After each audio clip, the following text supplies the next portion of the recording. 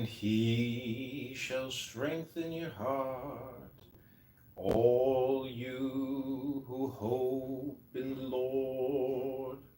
Psalm 31:24.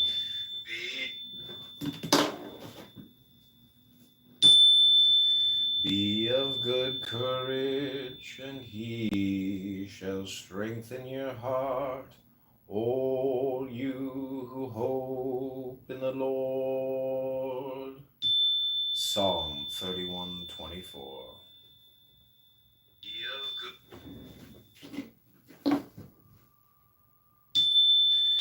Be of good courage, and he shall strengthen your heart.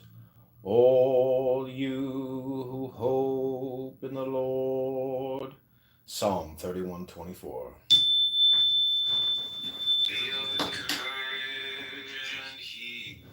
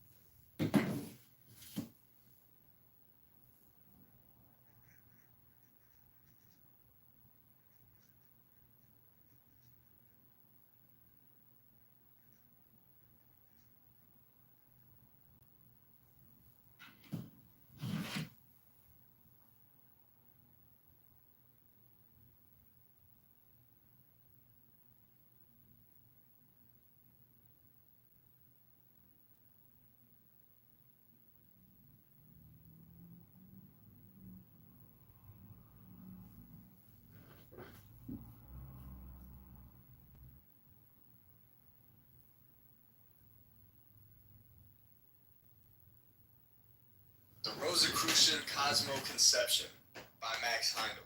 Part 1. Man's Present Constitution and Method of Development. Introduction.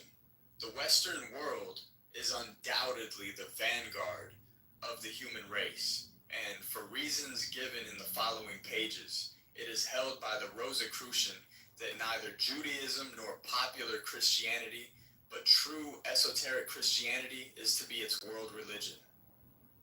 Buddha, great, grand, and sublime, may be the light of Asia, but Christ will yet be acknowledged the light of the world.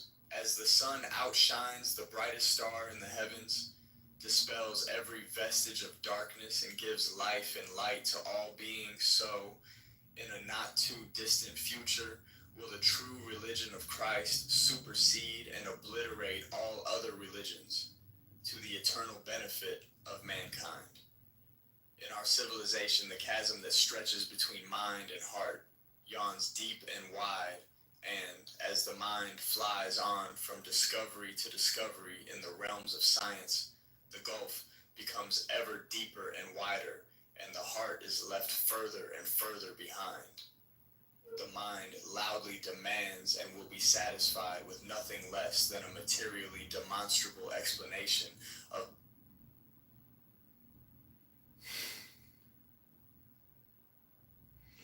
The voice still sucks, but it's better.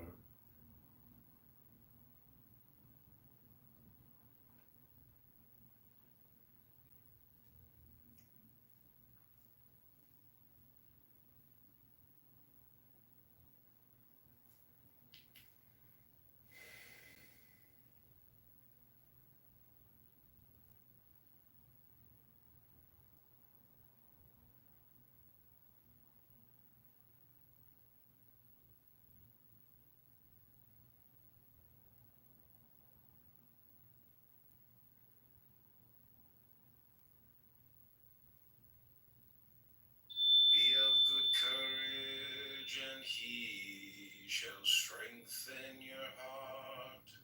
All you who hope in the Lord. Psalm 31.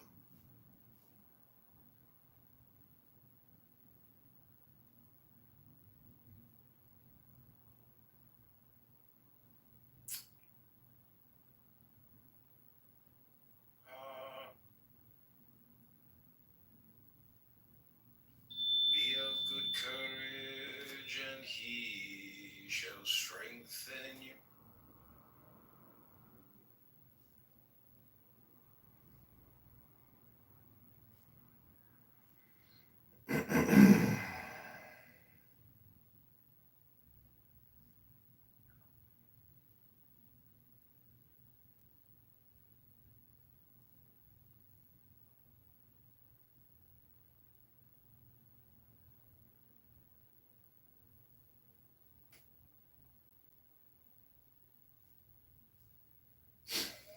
Voice still sucks.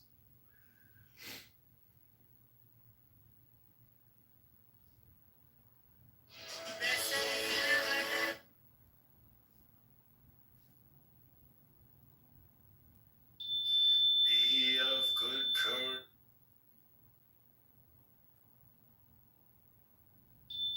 Be of good courage.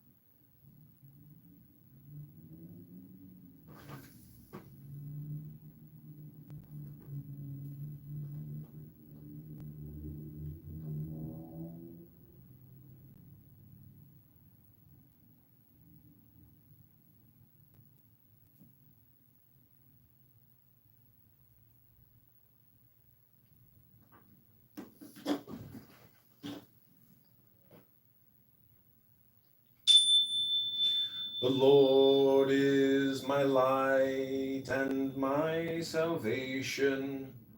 Whom shall I fear? The Lord is the stronghold of my life. Of whom shall I be afraid? The Lord is my light and my salvation. Whom shall I fear? The Lord is the stronghold of my life. Of whom shall I be afraid? The Lord is my light and my salvation.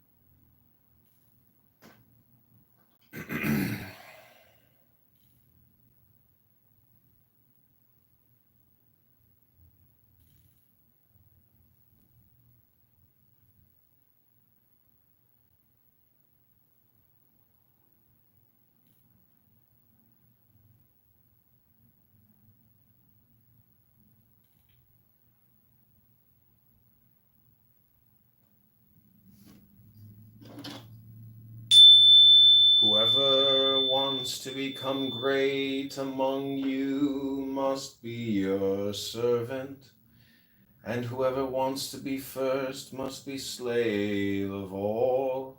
For even the Son of Man did not come to be served, but to serve, and to give his life as a ransom for many.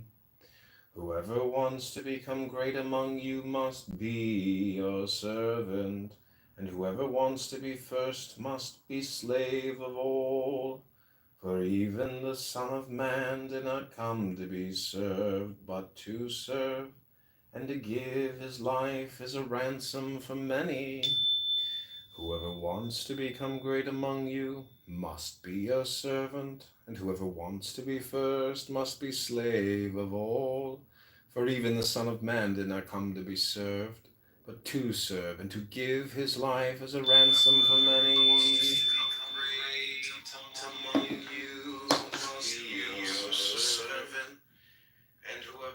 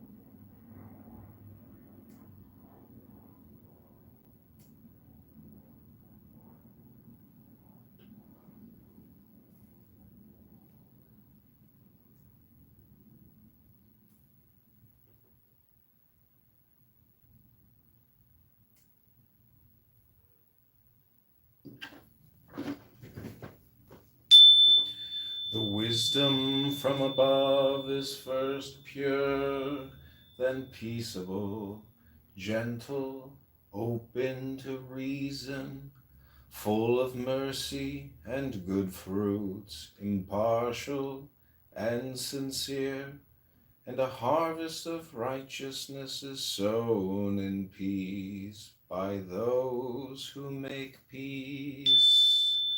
The wisdom from above is first pure, then peaceable, gentle, open to reason, full of mercy and good fruits, impartial and sincere, and a harvest of righteousness is sown in peace by those who make peace.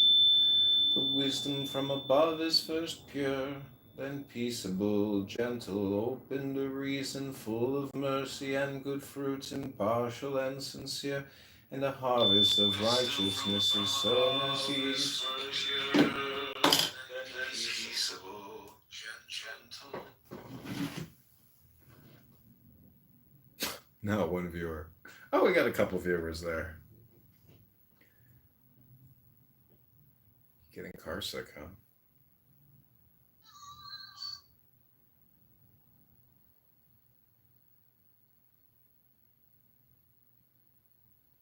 Monitor the YouTube. There are many ex-Muslim converted to Christian, claiming that they are receiving. Many Muslims are receiving the vision to convert. Okay, so this is a good sign. I'm just saying those are far more effective than having 100 replica of Moses' tablet, because they are receiving this right now. These are coming from ex-Muslim, all right? So, and this guy is sharing what is happening to his network of Muslim. they're all receiving something. So basically, Hashem is more active, more optimistic than what you're talking about, fourth generation. That's what I'm trying to imply. Not to be insulting, but Hashem is far more busy than you. Yeah, but Hashem works on his own timeline. He already told us all at the end, but like he left the particulars up to us. To be fair though, Dave, he has more bandwidth. Yes, I know. That's why when Medzeb say like fourth generation, I say I agree with you, but why wait for fourth generation? That's why Norman said Hashem has more bandwidth. Listen, it takes literally a second. The entire world could repent and never engage in any of this violence and theft and murder and rape ever again. It literally takes 1 second of decision for every person to just decide. But you didn't act like, and God theoretically could miraculously do that, but he doesn't. He left us the free will. We are curious. We explore. We want to see whether we should actually be killing for these things or not. And God lets us see for ourselves. What does that have to do with it? Saying I don't think God's going to fix it. God left it to us. He gave us the tools to fix it. That's part of the whole project here. He left us the tools to fix what? To fix the killers? Yes. How do you fix the killers? You inscribe the Torah upon their heart. Well, we don't have access to their heart. Hashem has the bandwidth, and Hashem is doing this, and Hashem is working group of ex-Muslim, turning them to non-Muslim, and give them the free will to spread the Hashem gospel. Well, If we had access to the heart, Moshiach would be here, McJed. Mashiach is now. What makes you think we are not trying to gain access to everyone's heart? We are trying, but we don't have access to it. Well, it's not exactly true. Okay, explain. We have Whose language. heart? Okay. We have language already. That means that I can say a specific word like elephant and control the thoughts that come into your head. A little bit. We have access to their ear. No, also your eyes. You're able to read. Ear and eye. To express. I'm able to understand what you think as well. This is the amazing thing of like language. But we still have different language. So we have ear and eye. So we have access to their ear and their eye. But what about the heart? Oh, that's the tricky bit. You gotta start with the mind and lead to the heart. El Normo. We don't have. El Normo, you got the question backwards. I think it always has to originate with you, and there's no other way to really do it. That's fine. Set an example. Model the good behavior.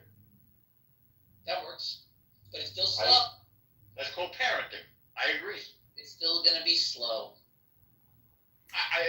Of course, I'm not arguing that it's fast. I'm arguing that we don't have the ability to change the other's heart without their willingness. Well, the question was, Dave was asking, like, what would be a realistic strategy to solve the Israel-Palestine crisis? And I said, like, legitimately, like, I mostly agree with Kahana that, like, a good, clean separation with a few generations to develop separate ways of looking at things is better than just, like... That's like... That I get it. That's like denazification. Yes. Yeah, And, well, that's all we got so far. Well, we'll slow down. What Dave objected to was that I said it would take a few generations. He didn't want that. And I got really angry that it just feels like every single person that wants to see a miraculous...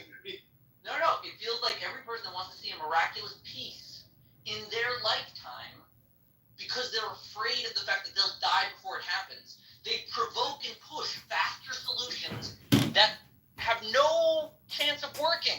They just want the peace so badly that they rush for it, and it just results in more death. Whereas if they were to just take the bitter pill of going, it'll happen Let's 5 go one generations. step at a time. Let's go one step at a time. We don't know the answer, or we would have done it already. And we've been living in Golis for what seems like forever, depending on how many thousands of years. So we're used to the fact that it might not happen in our lifetime. There's a Torah thing, I believe, It says we don't plant a tree for you and me. We plant a tree for the people coming after us, and we'll never even see when the tree reaches its fruition. So we need to plant the trees. Yeah? All right, so what are the seeds of this peaceful forest? The Torah. It's wisdom. That's the answer. Now I agree with you, and we've always been doing it. If we agree that the seeds are righteous living, Torah living, doing what God asks us to do, that's all we can do. Now, the slight hitch in this, the fly in the ointment, is that God is asking us to rise up and kill these people, and they don't like it. And that's what gets us into the dilemma now. Somebody is not telling them that if they stop killing us, we'd be happy to stop killing them. We have no interest really. No, somebody is giving them the bad info. So what you're saying, McZed, is to give them the good info. The opposition doesn't want physics to even exist. They don't believe in opposite and equal reactions, and they never discuss law or justice. This is political polarization, and that's all they are. Well, it's not all that they are. It's like they're still modern people. But yes, we are fighting a style of organization which is not based on literacy. It's based on propaganda. It's based on speech between different people. Like they're sharing stories, and like whatever is published, they disbelieve it. They focus on the motives of everything. Like everything is a conspiracy. How about it's based on Amaric spirit? It's not based on Amaric spirit? It's not an organization of humans that is stable when you have only oral law or oral custom maintaining the cohesion. Even Asia, right? They controlled the language, Mandarin, and then they had the mind, they had the hearts, and then Asians are forever different from the rest that don't understand that style of language. And it's the same thing here. They're not making use of the technology of the written word binding us to what we say. The West is fine with that. They hold to it in court, they'll whine about it, but they'll go to the courts and they'll submit to whatever the heck the paper says. But not here. This isn't about paper, this is about words. Well, I think it's ridiculous to think that cell phones and the algorithm and your news feed is the word. It's really like an advanced form of mind control and propaganda distribution.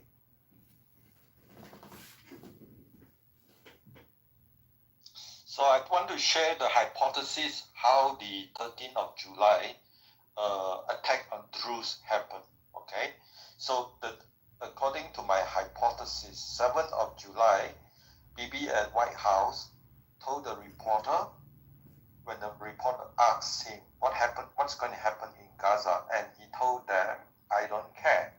So that means this is the beginning or the end of Gaza, and therefore enemy of Israel have to spin another way to continue the pressure on Israel without going through Gaza, because Gaza is done, it's useless, okay? And they have to figure out a new front, and that new front is Syria, right? So what they have done is to get legacy media in the West to spin a story. There will be no Abraham Accord involving Syria unless Israel return Golan Heights, okay? And that was on the 9th of July, 2 days later. And then on 13th, and I could imagine many of these jihadists went to all these mindless soldiers and tell them, look, the West already agreed. We need to take Golan Heights. And in order to do that, we have to first attack the Druze. And they said, yeah, we get to kill again. And so on 13th of July, that killing started. So that's my hypothesis. Syria is the key. You know, Dave, do you know how many chess pieces there are on a chess table? Well, I mean, in 2024, they came up this concept called multi-front war. And you have to ask, what is the multi-front war for US and Europe? That is more interesting question. The Israel already figured out, but the European and US haven't figured out. It's just like your opinion that they haven't figured it out. Well, at the clubhouse, you could hear critical thinking forum. You could tell, right? You get an indication where are the multi-front war internally within US. I mean, but Europe is pretty much lost. You have no way to track. Congressman, I just want to emphasize, Dave is a good guy. He's honest. He's a smart guy. No, I understand. We I'm lost still you, playing Norman. devil's Could you speak advocate. slower until the microphone is okay? I think you say something important. I agree with you on Sorry. that, but I'm still just playing devil's advocate. Okay, all right. Tell him what I said. He said that you're a good guy and that you're an ally, not an enemy. And trustworthy. I added that.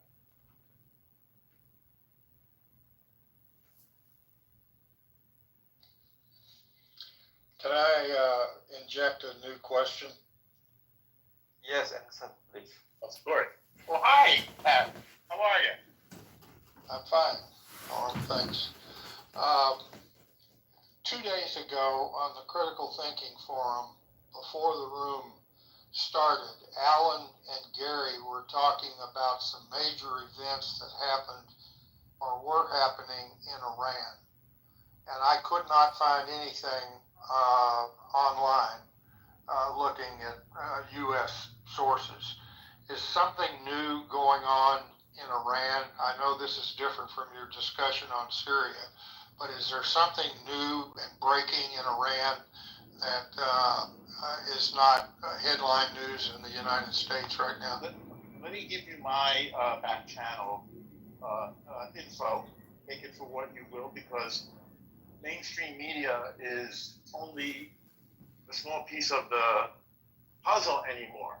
That is that we have continued the war by other means, meaning covert and using Israeli operatives and the many disgruntled ethnic groups of Iran who despise this regime, this oppressive regime.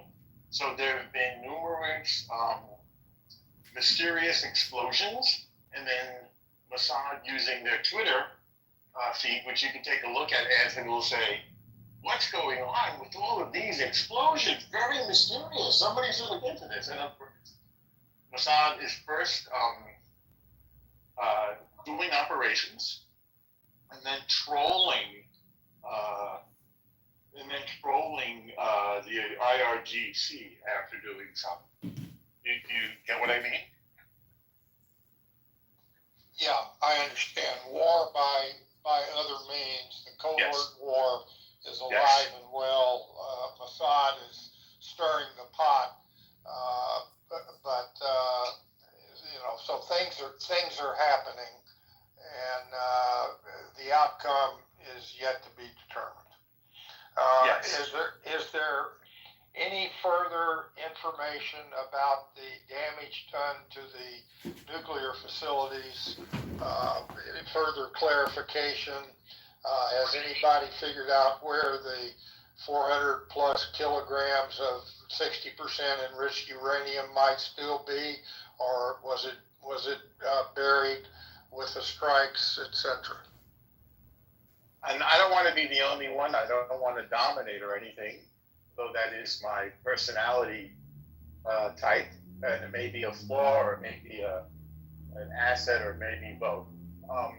So the short answer is we don't know. The long answer, I don't know if it matters. The worst case scenario is a dirty bomb. If they had control of that stuff. We don't know that they do. The main point, I think, is to show the enemy that we can hit them at will, and will continue to do so, to show that we have tremendous intelligence on their assets, nuclear and otherwise, and that we are continuing to hit those assets. And I think, as you've seen,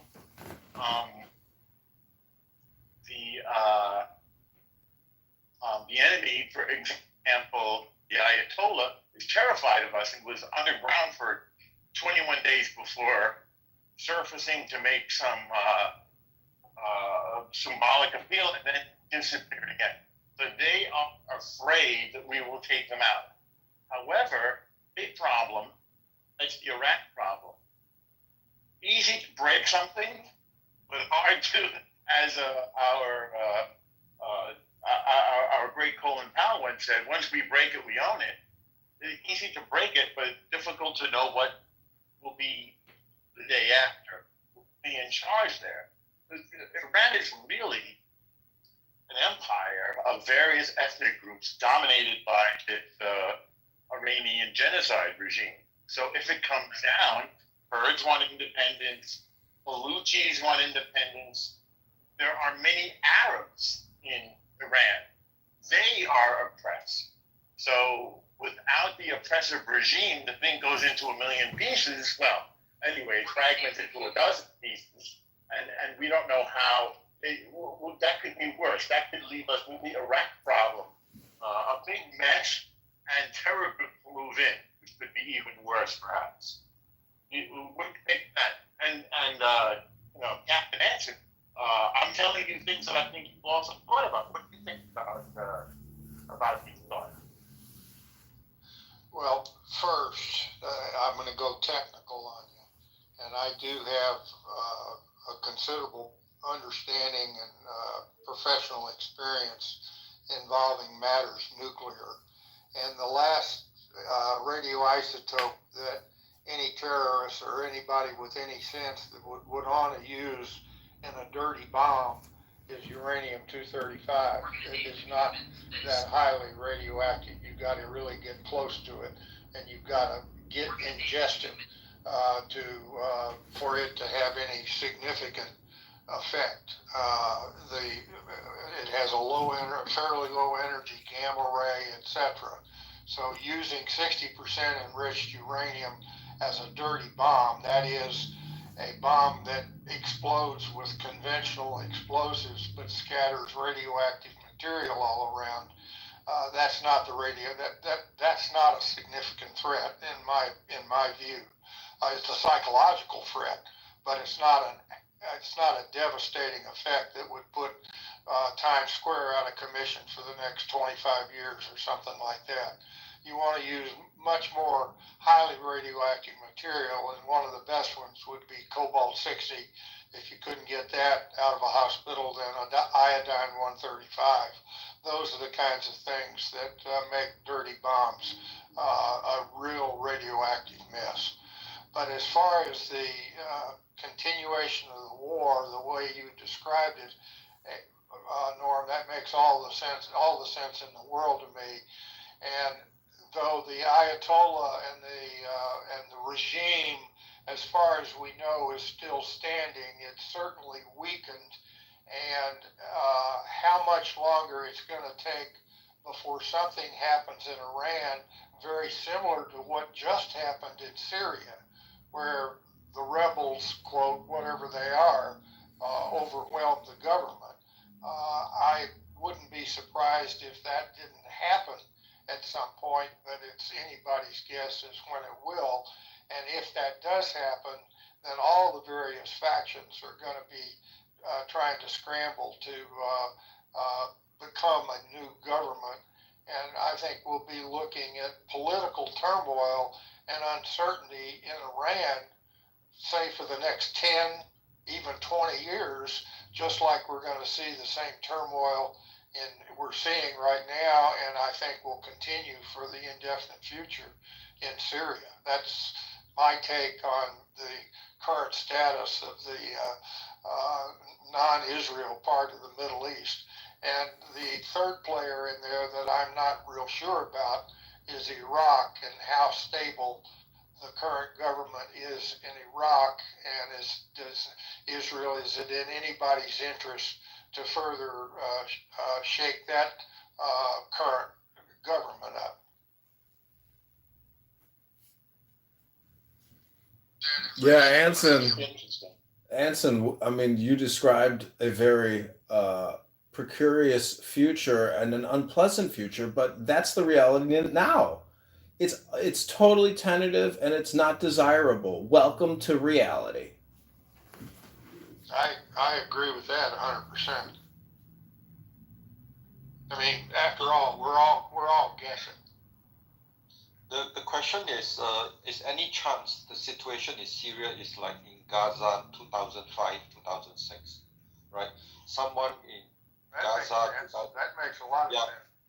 Exactly. So it's a mirror image, right? So 2005, 2006, someone tried to promise to the West, we are going to come up with a working government.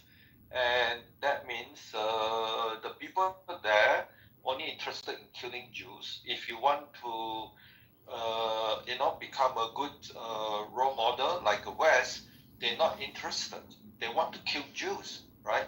So this is what happened on the 13th of July, and somebody come up with the idea that using Golan Heights as a trigger point to get Jews hating jihadists to come close to the border of Israel by taking back Golan Heights, and that is the motivation for them. So the government cannot do much. The Syrian government cannot do much. The moment they show they are useless, then they will be overthrown and replaced with something more aggressive. Listen, part of the problem is also bad actors in the West. I don't trust Macron. I don't trust the British. Who do you trust as an American?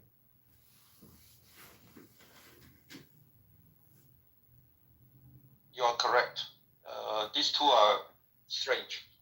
I tell you what, on these matters, Trump has proved very trustworthy.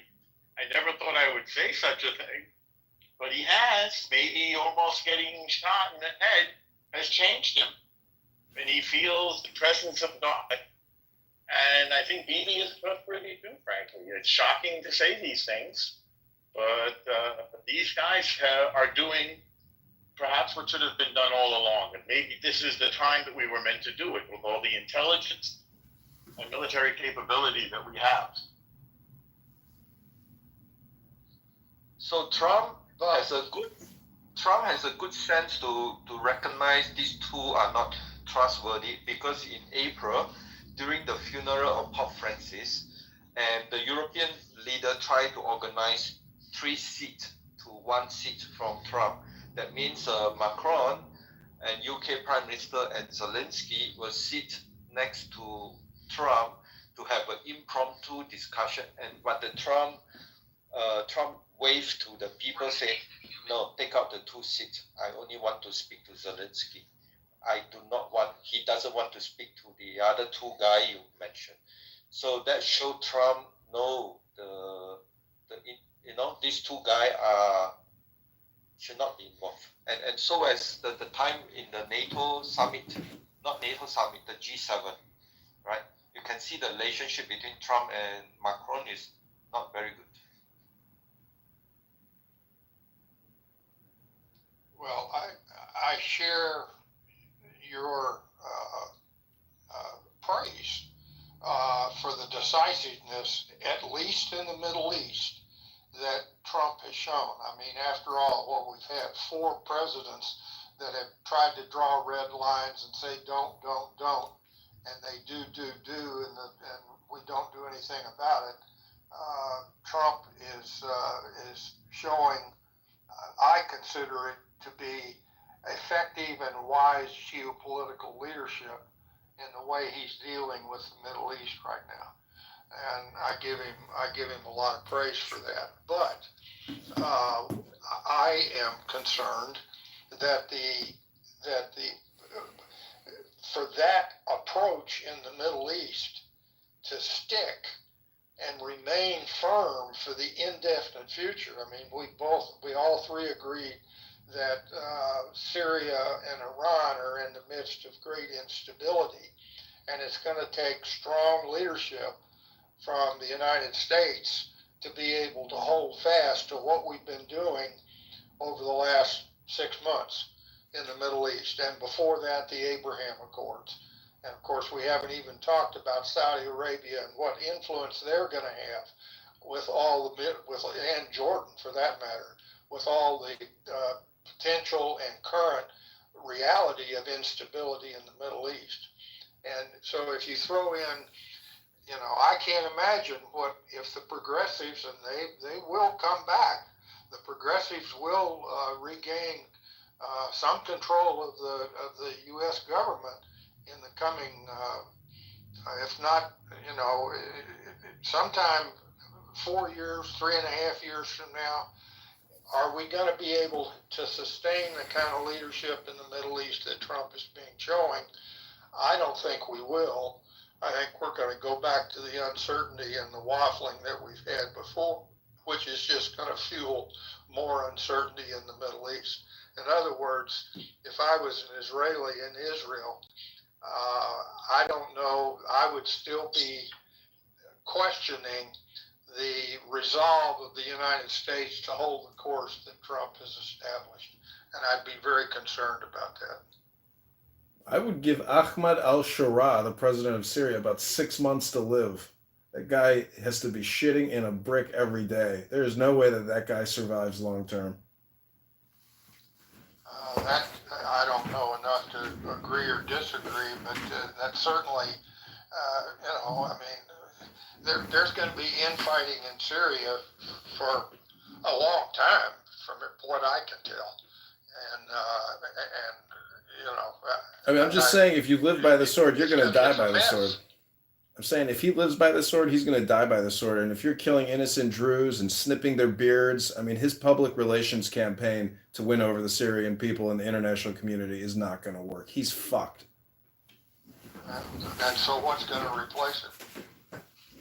So I just want to support what supplement what Anson said. The last 4 presidents failed to do what Trump is doing. In fact, the whole legacy media in the West and all the claim Middle East expert, they are totally inadequate, right? So basically, the problem the West have with the Middle East, there is no adequate Middle East expert for the legacy media, for the consulting the president and the Western leader.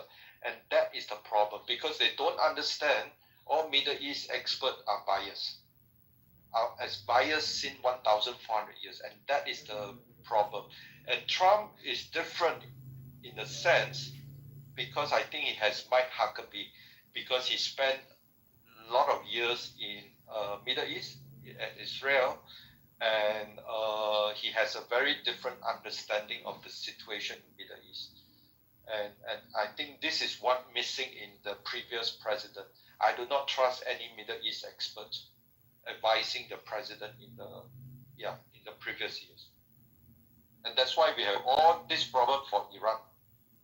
Indecisiveness, giving money to build to support the nuclear program rather than taking up all the resources to prevent the further development of the nuclear weapon.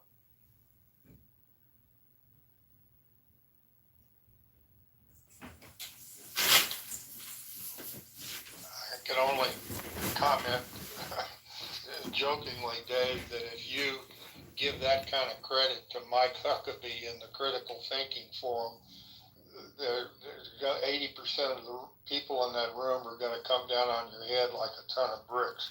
They can't stand Huckabee because he's such an evangelical. That was such a ridiculous conversation that we had. Oh my gosh, Huckabee's a dominionist. He wants a theological state. It's just nonsense. But that's what we heard in the Critical Thinking Forum, right? Yes, because as much as we would wish otherwise, it is a it is a slightly left Democratic establishment talk show for folks on the East Coast. And enriched uranium as a dirty bomb, that is. And it is left of center, certainly. I understand that our host endeavors to not be partisan. However, I do think he has an undoubtable bias And so you end up getting a lot of that. Trump's the problem with everything, and you can't really have a discussion about governance, like what we ought to do. That's what you do, Marshall. You're projecting. I mean, maybe I've been projecting anything else, but certainly I could be projecting.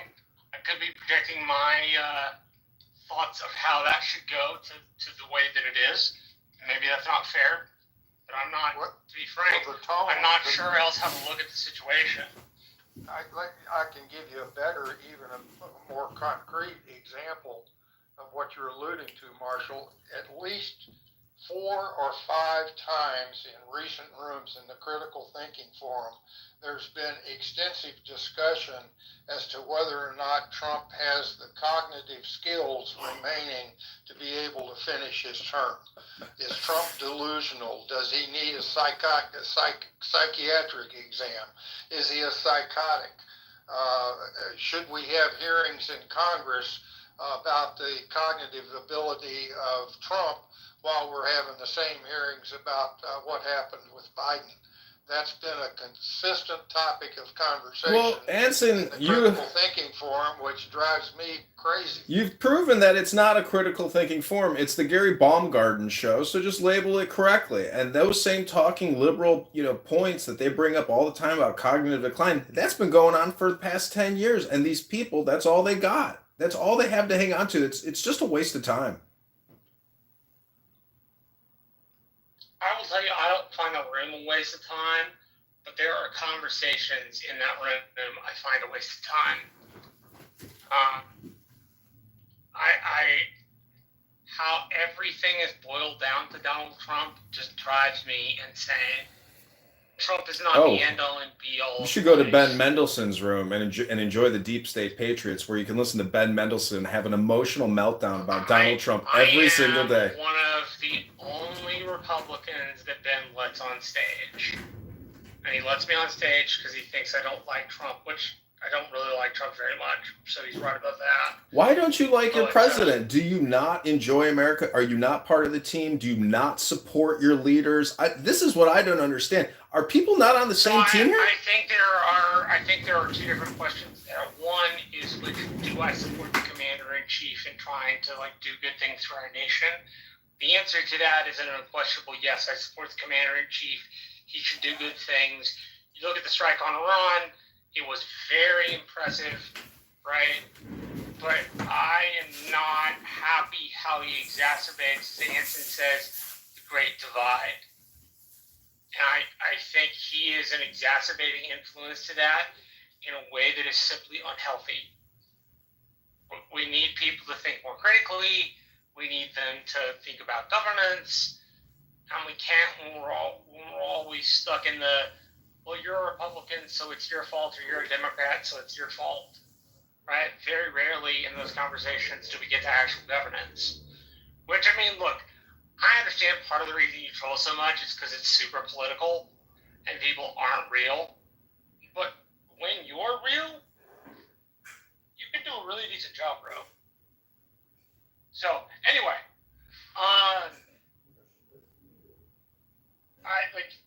I've been in Ben Mendelsohn's room. They were talking about living in a dictatorship today. I'm like, we don't live in a dictatorship, but it is, Anton, no offense to folks of your wisdom-giving age, but it's a bunch of 50-something and 60-somethings who get together in a room and scare the living shit out of each other every day. Pardon the French. They need something to be scared of. They need something to grasp onto. And that oftentimes is what it boils down to, unfortunately. I like all the people, and they're really nice, and they're very nice to me. But Ben has been very clear about his room. It's an echo chamber.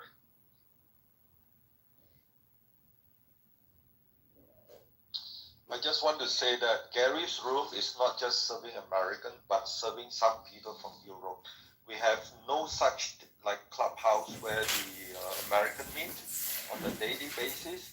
There should be a clubhouse like that for European.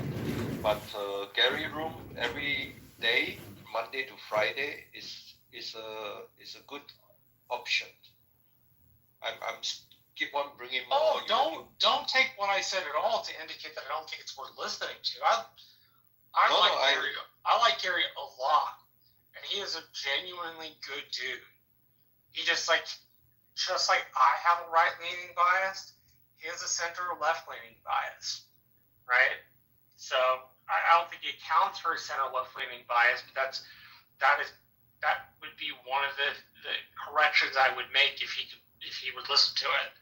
But like I said, I have the same problem being on the right-hand side of the aisle. I'm more likely to look at right-hand issues and give them the time of day versus left-hand issues, in which, just like everybody else, I could have a political reaction to it. I'm not. I don't want to read that, despite the fact that if I read it, it would be really good for me, kind of thing. So I want to say, first of all, they like Marshall because Marshall is a really good guy. And he's not a partisan. He's a Republican, but he has critical thinking. The room, when you're saying maybe this is a boomer problem or something, I don't dispute that. Trump is. No, I don't necessarily think it's a boomer problem. I just think it's folks. Hang on, Marshall. Wait a second. Yeah, go ahead. Yeah.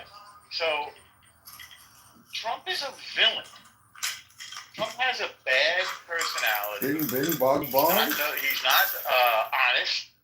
He doesn't pay his bills. I know this from my friends in New York. Bing, bong, bong. He obviously he's a serial. What's the word I'm looking for?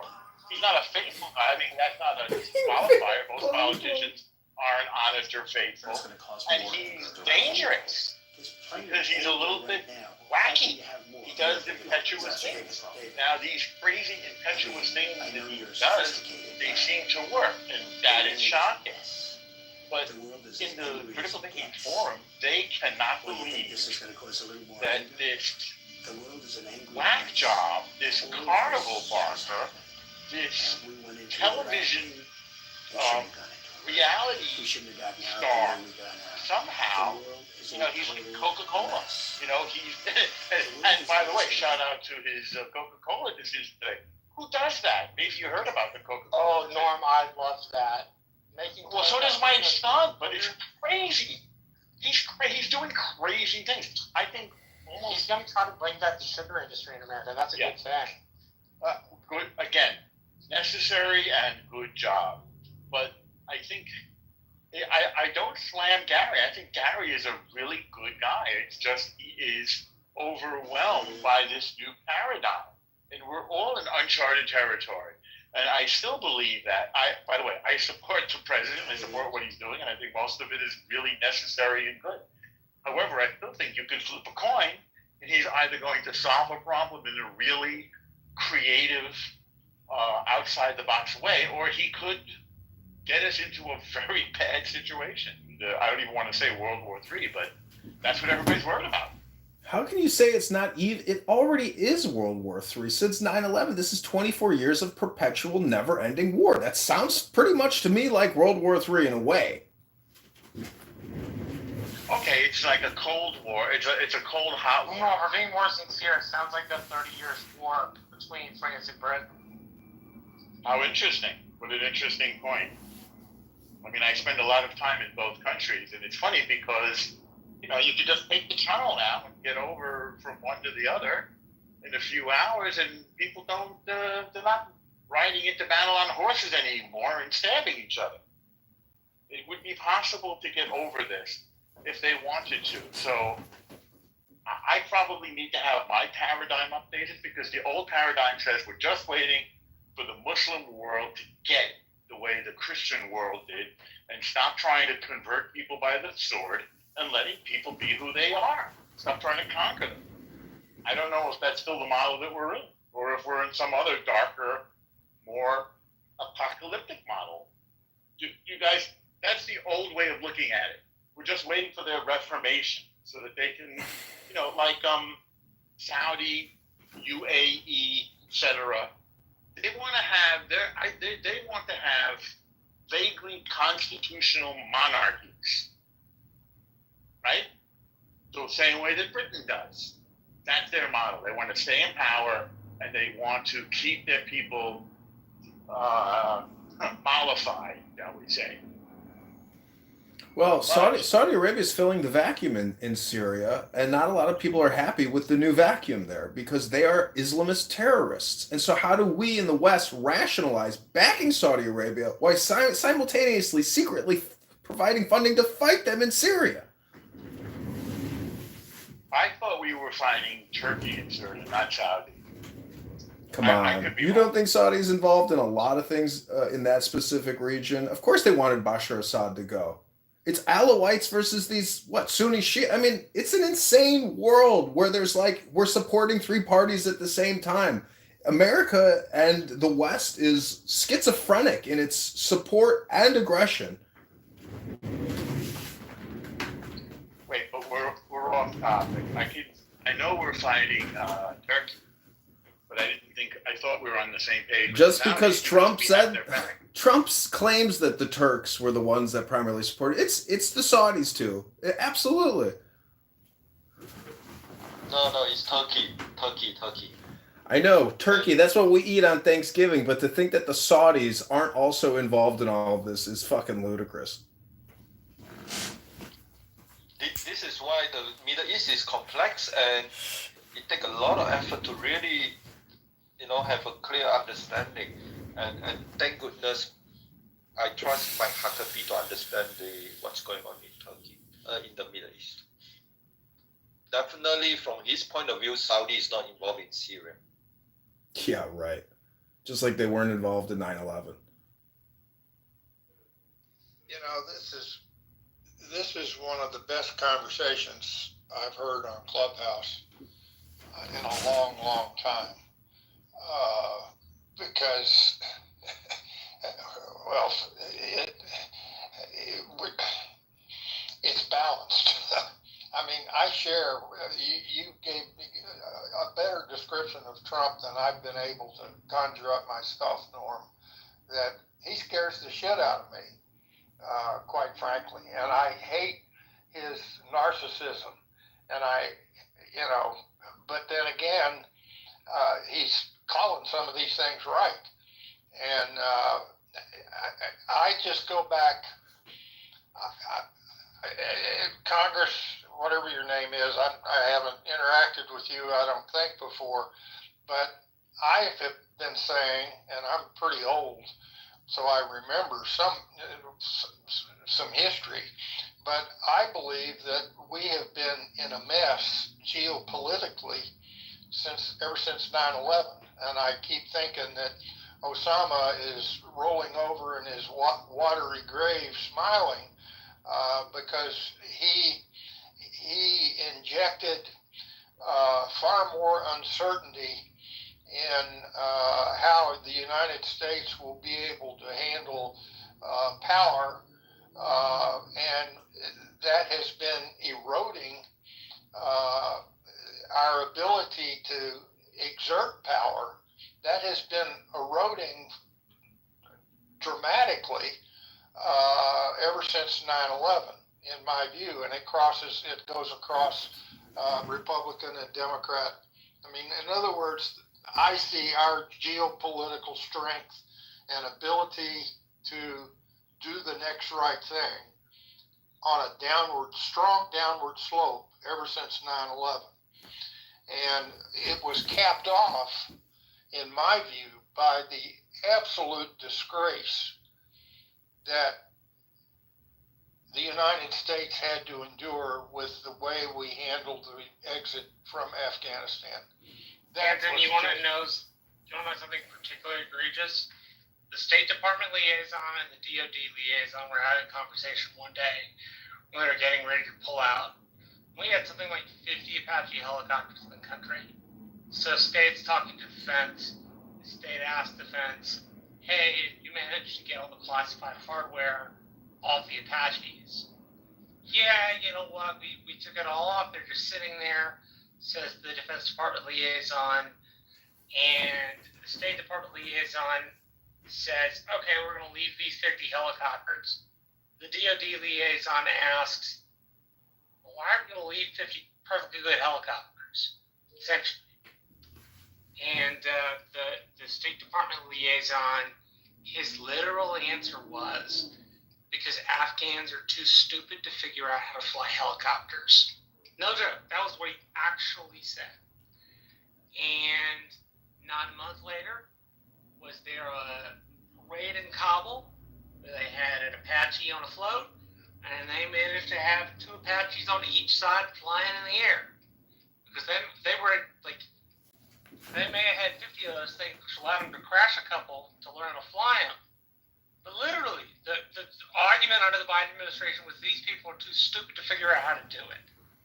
I mean, what arrogance on the part of the We United get it. We States. should have torched and burned every piece of equipment we had before we withdrew from that piece of shit country. Anson, the withdrawal was never going to be pretty because the incursion wasn't really based on authentic information.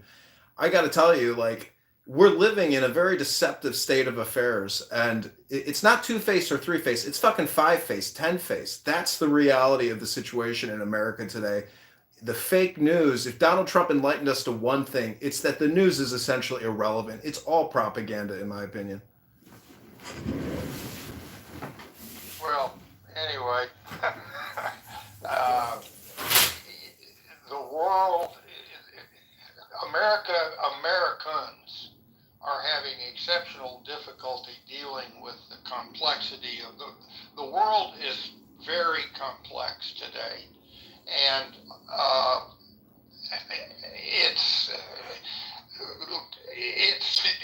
look at China, look at Russia, look at Ukraine, look at the Middle East, look at America's inability to stand tall and get the next right thing done geopolitically, and I don't have any idea how to fix it, but I wonder.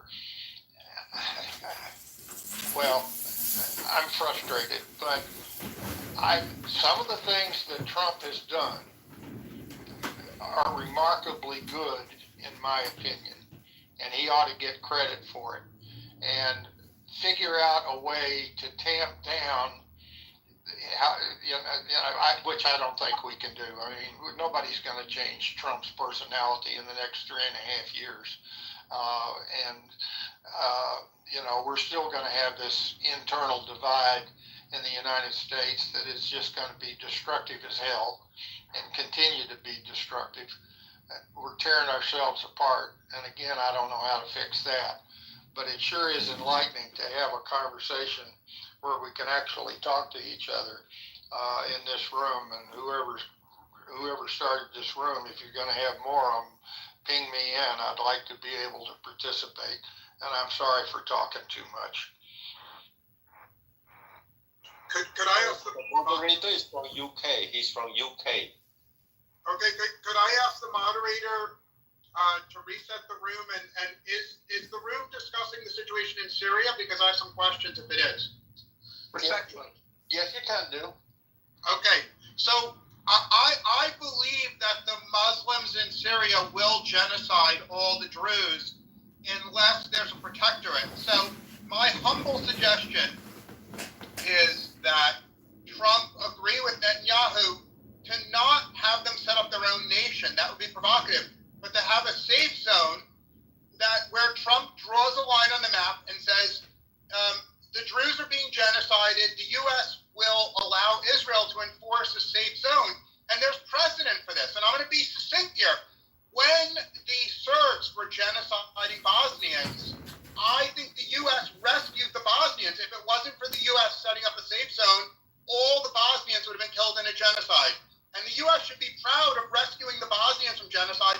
Why the fuck can't Netanyahu and Trump team up today to save the Druze from being exterminated by Muslims? I'm done speaking. They can't, man. Listen, Homer, can I answer you? No, you're saying that the Syrian is gonna commit. Well, what you say again? Well, they're already committing genocide. Genocide, right? Yeah, and the word genocide have been used in Gaza, right? So what I think about the Druze that live in Syria, go back to your home country if you think that Israel is your home country, where you can feel safe. Don't be another place and act like, oh yeah, you guys like. I got like 10 more so that seconds to Israel listen to can- you can for. protect you. I think You that know? all the Arabs should go back to Arabia. Yeah, maybe Yes, good yes, carve the off- Arabs should go Yeah, back to Arabia. back This to is our Arabia. home place. maybe we This is can our carve home off place. a piece of Syria. Then and if call you're gonna say that it- all the Arabs go back, yeah, I agree with you. I mean, the Palestinians and the Lebanese are native people. We all know that historically and Get out, genetically. leave. Take back your fucking. Palestinian people, Palestinian people, literally. Okay, let me post the links here. Hold on. Stop talking Genetic about it. studies. Genetic studies. Let's see what the genetic studies says. Welcome about back to the super low IQ hypnosis hour where non-native English speakers will not denounce violence, murder, or genocide. Instead, they introduce their propaganda and bullshit because they love to waste their time and your time. Genetic studies. Mary, would you please mod me so I can keep a little order? Gaza, there's a difference between genocide in Gaza and Syria. Okay, in Syria, it's Sunni killing Alawite, which is Zia, and then Sunni killing Druids, and all this genocide has no interest to the Western media. The only genocide that's of interest to the Western media is when Jewish killing Muslim. That's the That's only the thing headline. they're interested. That's Any genocide. other massacre, nobody interested. Okay, that's why I agree with Yeah, Homer. even Muslims killing proposal, Christians right now. right? The world does not Create a care. buffer zone. Yeah, also the Western media not interested Muslim killing Christian. They Muslim don't care killing at all. Christian, Muslim killing Shia. Kill Christian, first of all. You Nobody stupid interested. fuck. You should look up where you Shut up, bring your towelhead. information Shut from. up, you fucking raghead. Shut up with your fucking green fucking. Yeah, you have nothing. You have nothing because of your low IQ, because your whole population is low IQ. Yeah, because he's saying that Muslims kiss Christian, shut but the Christian fuck lives up. together Go with fucking blow Muslims. yourself up, you fucking cockroach. Yeah, you look like a piece of shit. What the fuck? You think you're Superman with that shit you got on? AI, retard. So I want to. So I have a question. I have a question. Hang on, Enigma, wait. I don't want to. Hang on, Enigma. I don't I'll want let you to know. go to hell, and it's okay. And I want to respond to Hell Andrew. doesn't exist. Never mind. Thank you. Victor Davis Hanson called Trump an American Ajax, meaning like Wisdom George from Patton, above is he's a first villainous pure, guy.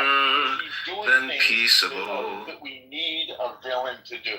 That's all I wanted to tell you. In terms of trying to understand this guy and why, despite the fact that he has such a bad character, he's acting in a way I think that is beneficial to the United States and to Israel and to the world. I just wanted to leave that. I'm sorry, Enigma. Go ahead. Thank you. I just wanted to ask anybody who is Muslim who thinks it's okay to eradicate the whole of Israel from the river to the sea, how that is a peaceful religion. Why would that be peaceful? Because they've got to go back to their home country because they took that country from the people there. It was colonialism and it is structural white racism, and they are not even from Israel. They are from Poland and from Russia. Okay, let me ask again. Let me ask again. If Islam is a peaceful religion, why do the people who follow Islam is Hamas... not peaceful religion, first of all. Islam is about killing people like stupid people like you. Oh, okay. This is what Islam is about. Okay, well, thank you for advertising. See you in the street, that. brother. Thank you. So shut the fuck up with All right, with that's why the the way you talk. That's why the Palestinians are being How slaughtered stupid because it is it's not to follow a peaceful Islam. religion. You guys are incapable of having a peaceful diplomacy. You're incapable of having a peaceful relationship with your neighbors. So that's why the Palestinians are suffering right now. So you guys cry about how it's a genocide and you cry about how you're victims, and you've got American teenagers really under the impression that Palestinians just want peace and freedom and justice. But we Yeah. know the truth. We know that you guys are members You know of the a truth. murderous death cult, Have you been and to all you Israel? want to do is kill anybody who's not a Muslim, and you want to rape your wives and Rape your women, little yes. boys and Listen, have sex listen, with I want to goats tell you a and story. all that stuff. Blow yourself up. Rape your wife. Hold up. Let me tell you a story that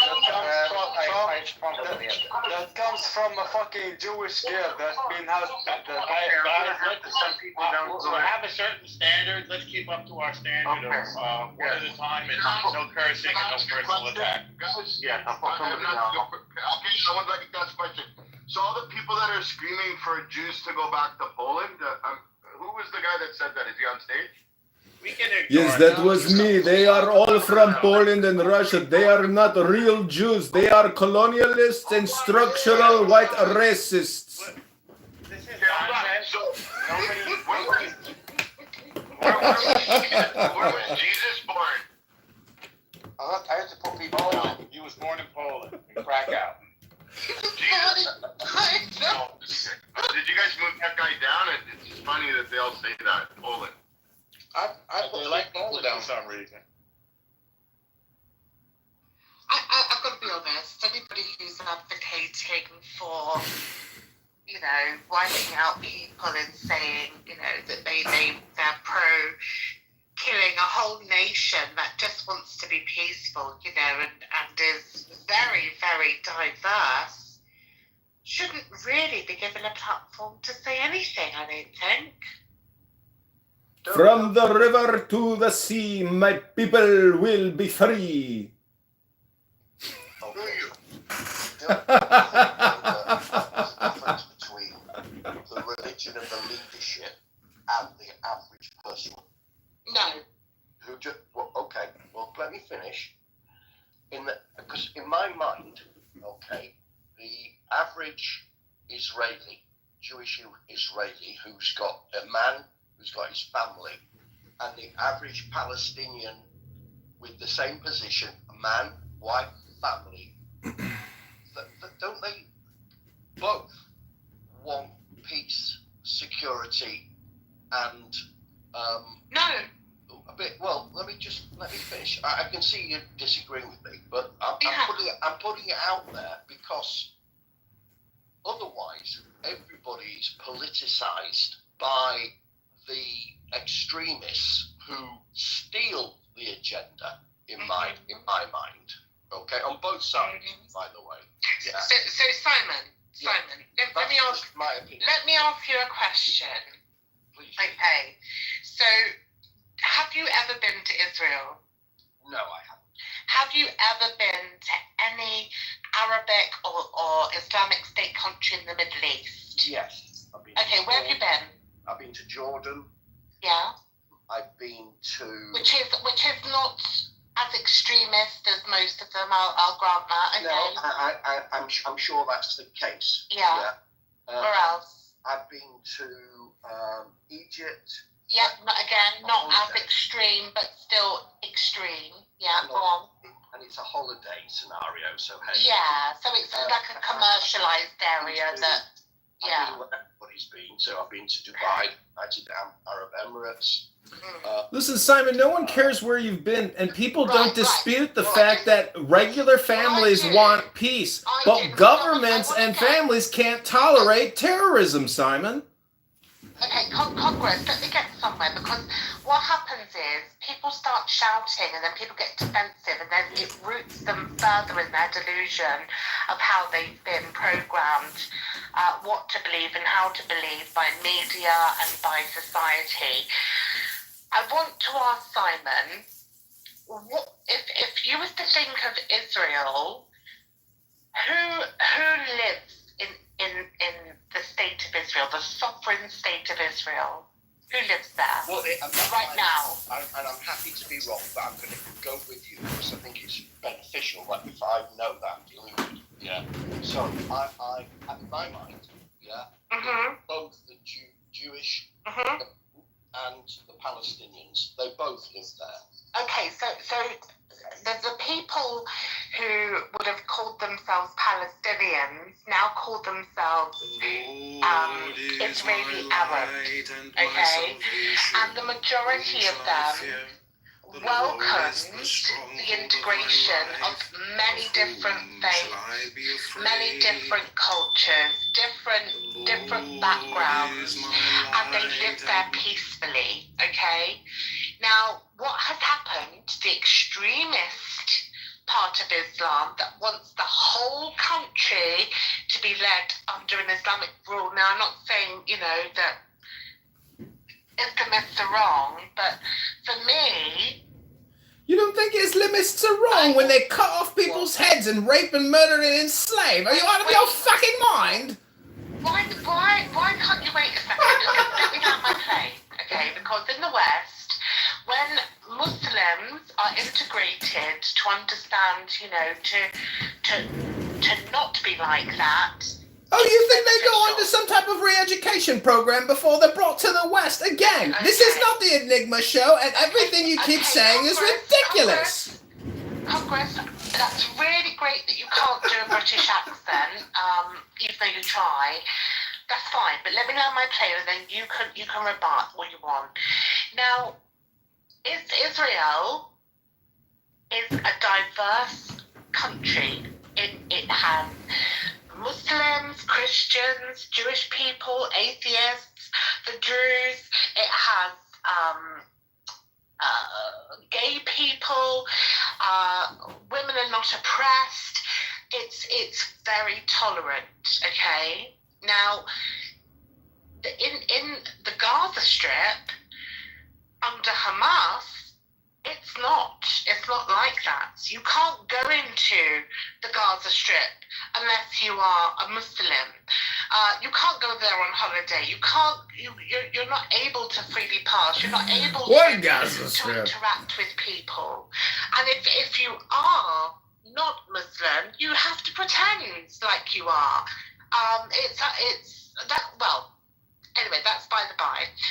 Israel was set up so that everyone could live in peace. Now, there was a two-state solution on the table, but the extremists didn't want to take it. And the people who considered themselves Palestinian, who now consider themselves to be Israeli Arabs, welcomes the idea of Israel as being a sovereign state. So when I hear free Palestine, when I hear from the river to the sea, the majority of Palestinian people, in quotation marks because Palestine doesn't exist, want Israel. The people who are being... All right, let's do a room refresher. Put a 1 in the chat if you support Israel. Put a 2 in the chat if you support the destruction of Israel. What happened to Anima? We have European and American here. So Anima is trying to help another European to understand the problem in Gaza. I got moved down. So yeah, the approach may be very different from American way. Yeah, I got moved down because somebody made El Normo. So yeah. Well, there's only one mod in the room. No, I did not move you down, and I didn't know I was modded. I'm not modded. There's only one mod. There's only one moderator. Open the stage for new voices, please. You moved yourself down. Don't be embarrassed. I'm the only moderator. Let's hear Mr. Enigma finish first, please. Okay. So, if you was to say what happened on October the 7th, right, was justified by an oppression of a people, it's a lie. A complete and utter lie. These people chose to leave Israel. They chose that. They chose to be extremists. They chose to be combative. They chose this. They chose to leave Israel in the middle of people forcing them out. Yes, they did. Their choices were get murdered or leave. I'm sure that's not much of a choice. No, that's not the truth, because why then are all the Palestinian people who now call themselves Israeli Arabs that live in Israel, worshipping in their mosques and living their lives and marrying whoever they want? It doesn't have to be a Muslim family, and why then were they not threatened with murder? If this is such a genocide, Why would even allow any Muslims to live in Israel? I just want to try Simon. Basically, Simon asked the question, aren't Palestine human as well? Because they have wives, they have children. Jewish people in Israel has wife and children. Why aren't both equal? Simon, the difference is the Palestine Arab in Gaza, when they are children, they are being brainwashed to kill Jews. Whereas Jews in Israel, they have no brainwash. So when you ask, aren't they both human? The answer is no. The people in Gaza are not human. That's all. They are human. I would like to know why these Europeans aren't talking about the brave Israeli Holocaust scholar Omar Barton, who wrote the great article on the Daily News and the New York Times speaking about how Israel is committing genocide. An Israeli Israeli citizen. His family was survived the Holocaust. He's a Holocaust survivor. He's a scholar in Holocaust. And he is saying, amongst others, that Israel is committing genocide. So why you don't have a problem with him? Okay. How can some? It's not make something so. Can the moderator make room for a new voice? I think I'm going to propose to the moderator the following. On Clubhouse, we've had 4 years of Muslims demanding the death to Jews. I'm tired of that conversation. I don't want to have a conversation in this room with more Muslims demanding more killing of Jews. It's boring. Can the moderator limit the discussion today only to rescuing the Druze? We're never going to agree. The Muslims are always going to want to exterminate Jews. We're never going to solve that. I'm hoping we can solve the Druze problem in this room. Well, the Israeli Congress and the IDF are controlling that. I 100% support Homer. proposal to talk about Druze. Homer, they are. Did you see the strikes on the government offices in Damascus? I mean, they're taking action, but if you want a land incursion, that's a whole new set of game. I'm asking humbly. I want the moderator to limit this room to only talking about the Druze and preventing Muslims from continuing to demand the genocide of Jews. I'm sick of hearing Muslims call for the mass extermination of Jews. It's boring. I want to talk about saving the Druze. The Druze. Got it, Homer. We hear you. Okay, share your thoughts, Homer. The reason why the Muslims will interrupt the talking about Druze, because when we talk about Druze, we are one step forward to long-term Middle East peace plan, and therefore the Muslim will come at all costs to interrupt. Okay. If you talk about saving Druze, Muslims will do everything they can to stop this discussion, the positive discussion. You need to have the person on the other side of the line. But you also you need to have right. There's 2 reasons why I would say don't limit the Muslims coming in. One, because you can educate the people who have been brainwashed into believing that Muslims are just peaceful people and they just want to live. I think it's Enigma, did you not just hear what Homer said? I'm talking. We've already heard resistance a million times. I'm talking, you little cunt. All right, now crawl back in the hole and wait for me to finish. Also, it's important to be able to educate people on what is actually happening, not what they've been told that is happening. And I too am very, very sick, Homer, of having to hear the anti-Semitic views of the population. Now, it's not just Muslims. We have radical leftists also jumping on the bandwagon, which really annoys me. I'm not saying all leftists at all, because I kind of lean to the left. All right, super moderator. When can we get back to the Druze instead of telling us how communication works? Moderator to take control. I'm humbly asking for the moderator to take control of the room. I think we've heard the arguments. Let me finish, and I'll shut up. We have heard so many leftists on Clubhouse call for the murder of Jews. and we've heard Muslims call them murderer Jews. It's a boring, tiresome conversation. What I would like to have is a conversation. Neither of the Muslim people in the past. I would not like. Will you shut the fuck up, Marshall? I don't want to hear discussions about Jews anymore. I want to discuss how you're missing my point. Together. You're saying a bunch of these people in this room decided they were going to say that Jews need to be exterminated. In my 20 minutes in this room, I can't count one fucking person that said that, Snoopy. I've got to be honest. All you gotta do is let Resistance come back up to the room, and he bring Resistance back up, and you will have terrorism, death threats, low IQ, potential terrorist supporter, and definitely terrorism. I mean, bring Resistance up if you want to hear the bullshit, and we can get educated. Advertisement that we have against terrorism to prove what these people are doing. If we don't allow it to happen, we just pretend it's not happening. Terrorism is not unique to an individual. Genghis Khan used terrorism. Well, let me just offer one suggestion on how we can help the Druze today, which is talking about the Druze. And that means looking at the actual grid coordinates on a map to figure out where to deploy the soldiers and make the necessary strikes to evacuate more Druze. Because Israel has already let in over 1,000 Druze fleeing terrorism. How can we as a Clubhouse community save more Druze today, right now? Yes, the solution is Trump and Bibi just draw a line south of Damascus. That will solve the problem. No evacuation of troops.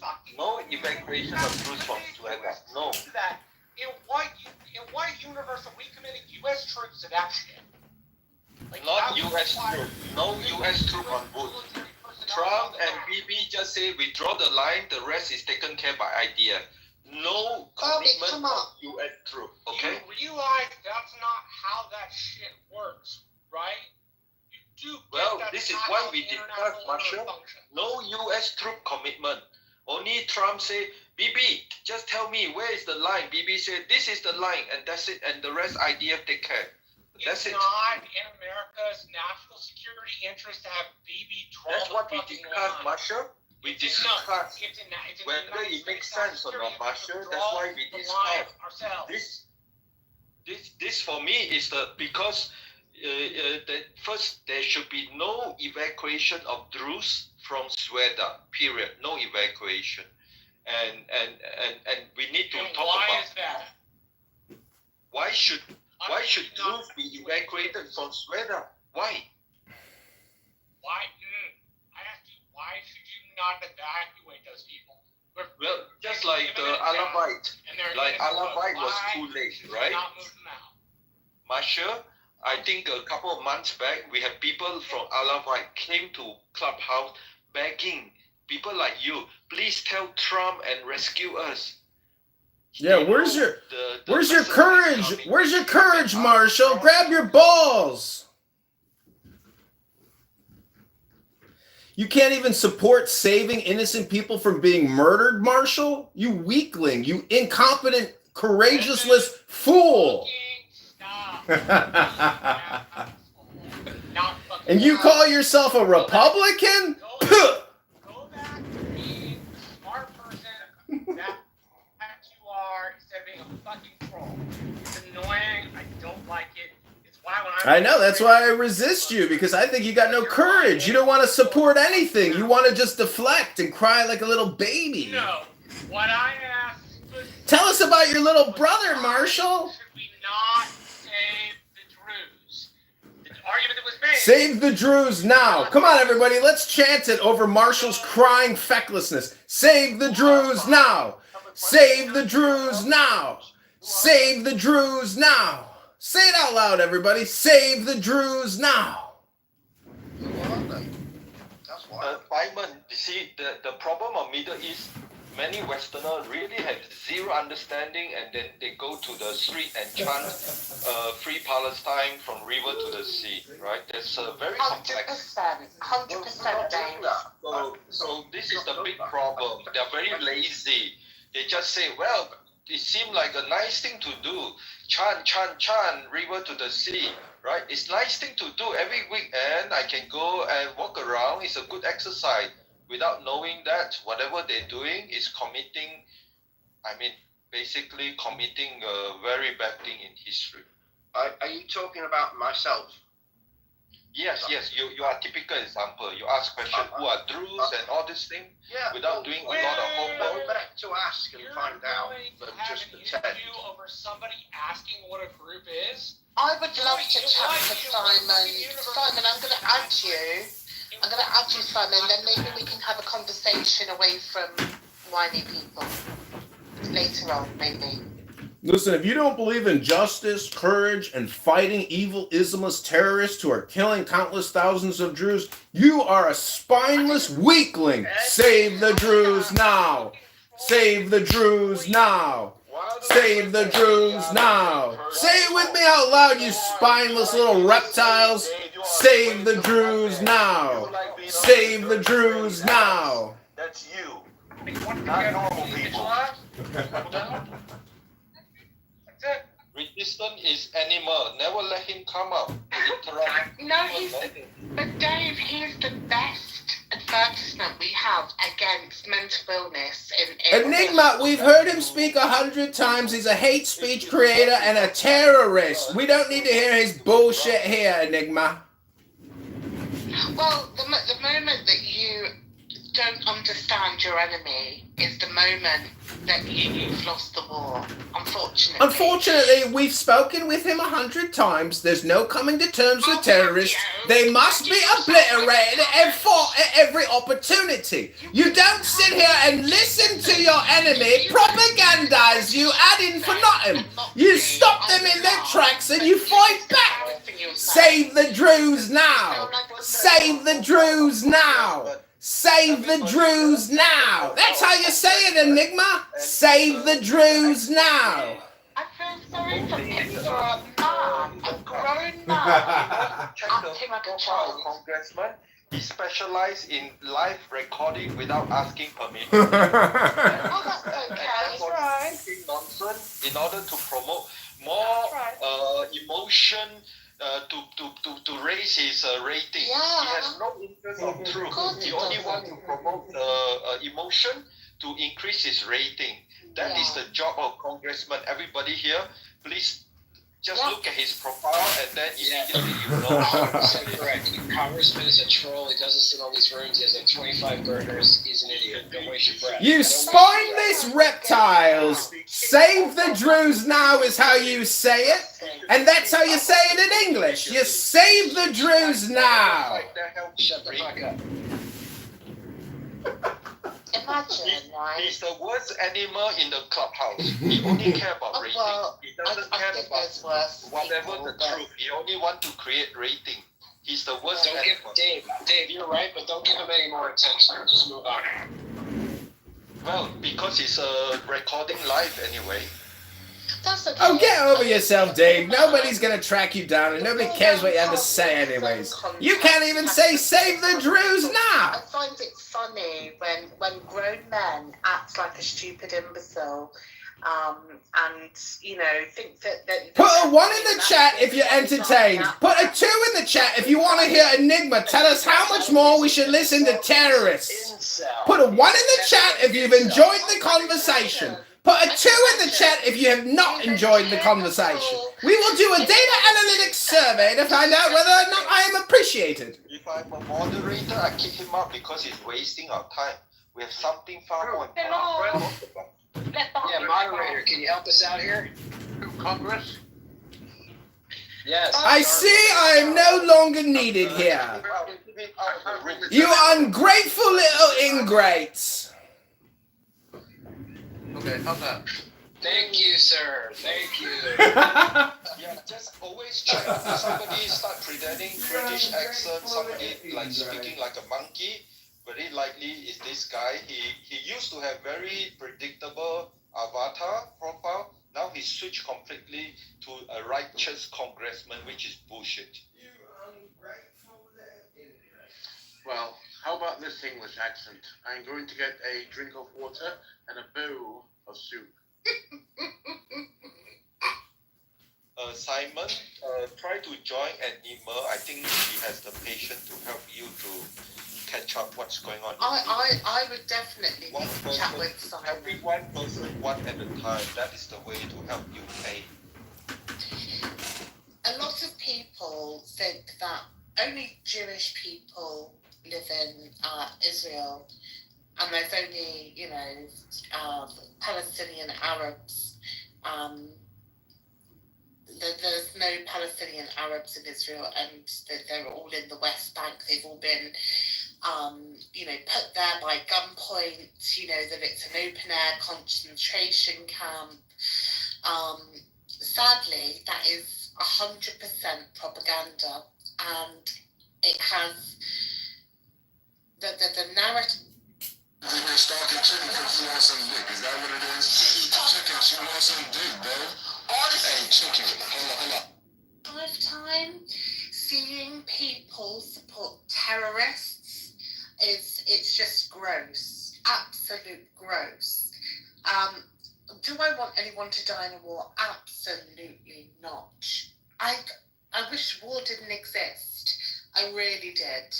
But this notion that Israel has pushed everybody out of their homes and that they've put them at gunpoint, is absolutely ridiculous. People that didn't want to share, and it was the minority, chose to remove themselves from Israel. This is why Gaza isn't a part of Israel.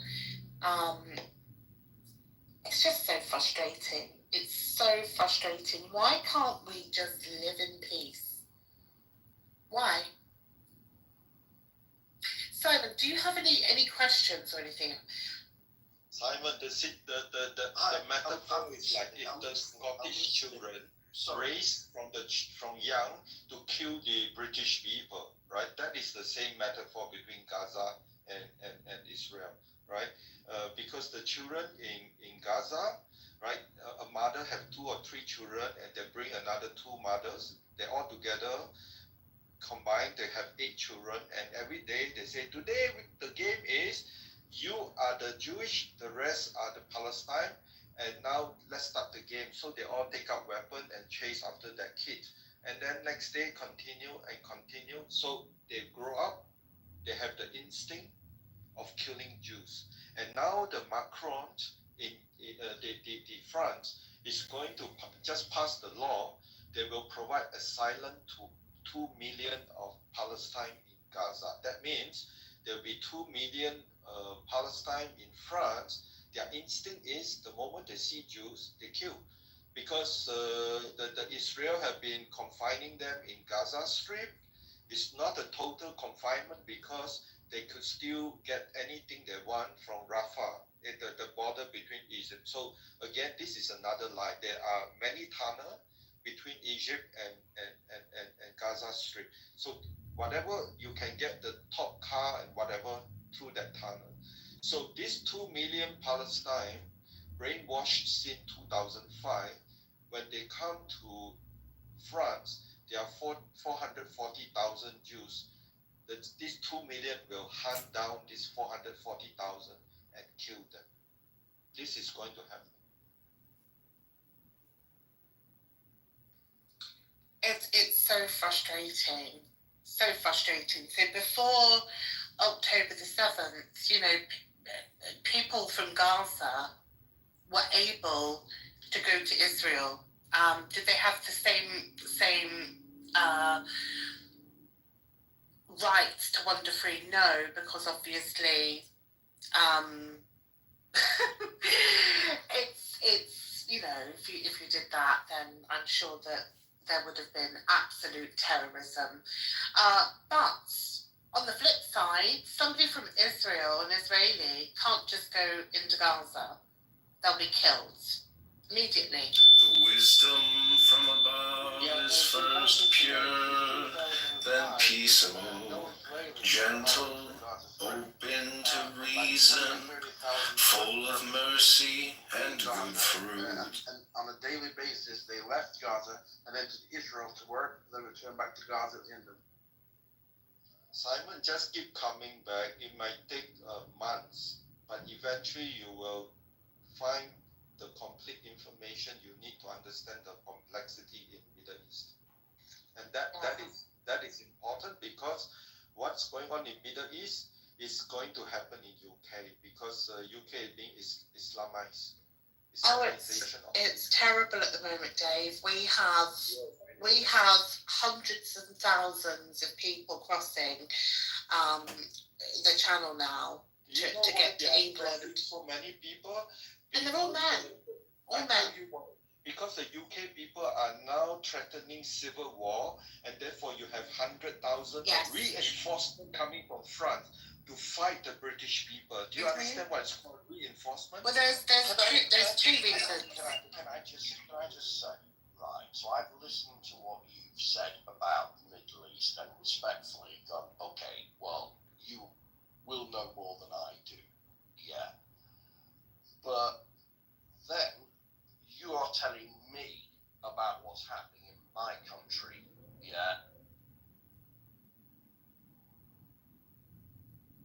Basic. Hey,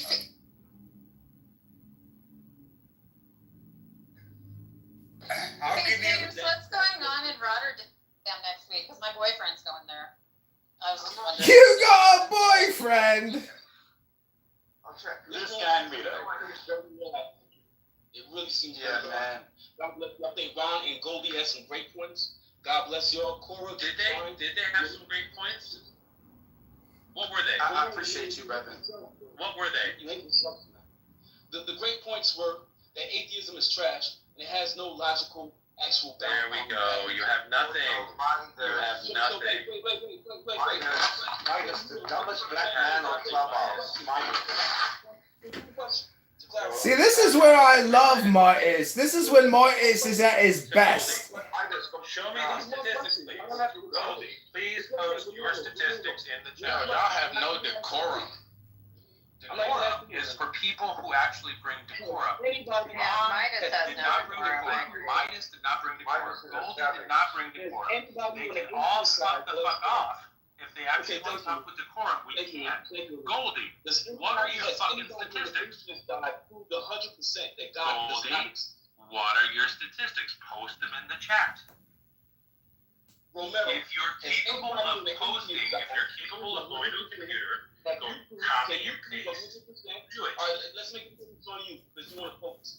Can you prove 100% that God does not exist? Can you prove any of Goldie's points? I never actually got a chance. Do any of you like reading books, maybe? You know, like a book club and talking about things and passages and books? Or just, do you guys want to ask questions all day long because you got nothing better to do? Just stop. You ain't got no boyfriend, Cora, and he's not going to Europe. You're pathetic. James, if you run into a guy from Peru that's about 5'8" named Mickey next week. Hey, I'm gonna leave this room, man. Bye, Ron. Peace be to y'all. Bye, Ron. This room is like it's. Bye, Ron the Wretched. I'm sorry you got raped, Ron. Bye. I'm sorry you got raped. Ron, you got an aneurysm? Did you get a blood clot in your brain? Don't announce it. Just go. Hold your ground, Ron. This is crazy. Did it get annoying? I hope we could have a decent conversation. I'm just trying to appeal to logical fallacies. Goldie, are you going to post your statistics in the chat or no? Romero. So no. Okay, cool. Respectfully, you don't know me. I don't know you. Respectfully, you With respect. You brought up statistics. Are you intimidated by me, bud? No, not at all. I think you're Intimidated? That's cool. He's an insecure man. That's what he is, an insecure. Wow, these statistics are amazing. Post the link in the chat. Statistics are so cool. You didn't post any. Cool. Can I ask you a question? Honey, I would love to actually enjoy engaging with you right now, but I'm not gonna lie. This guy has just kind of killed the energy. Okay, that's okay. I'll speak to you another time. All right. Fucking, you have nothing, Goldie. Post your statistics. If you're gonna say statistics, post them. It's that simple. Yeah, but don't say let's talk about statistics, and then start being like, oh, the trauma of religion, blah, blah, blah. Post it. Yo, this is crazy. First of all, I asked, how do you feel about statistics? I think that they're was great. the question. I think they're great. Great, cool. Then we could have moved on to the next question thereafter.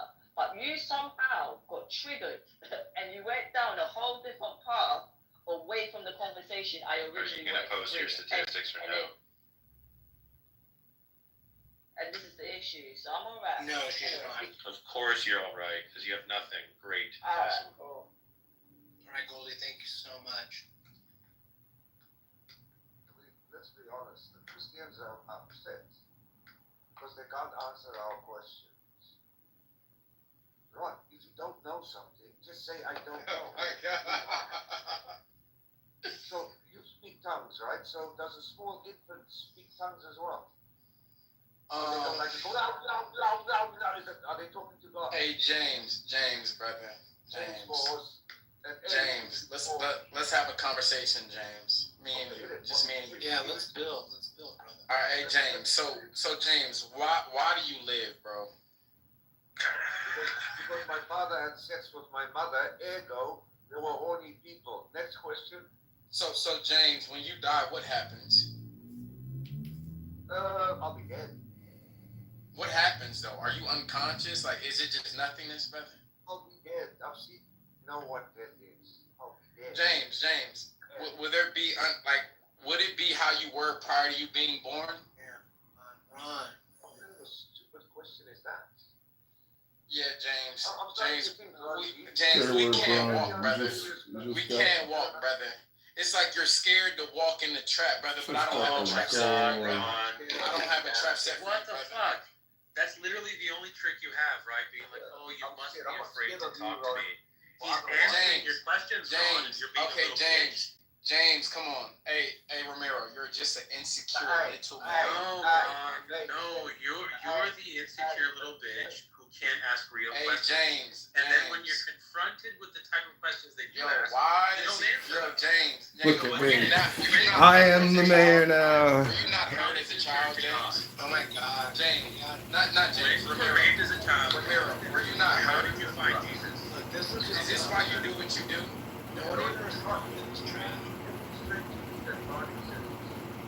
I don't have to, bro. I don't have to answer anything, bro. Another banger, another red banger of the great work, man. Even if I showed you, you wouldn't be able to see it, James. What's the essential? Like, look what you're talking. Like, look how you're speaking, brother. So you can't answer it. You want carnal things? You want carnal things to show you this? You just.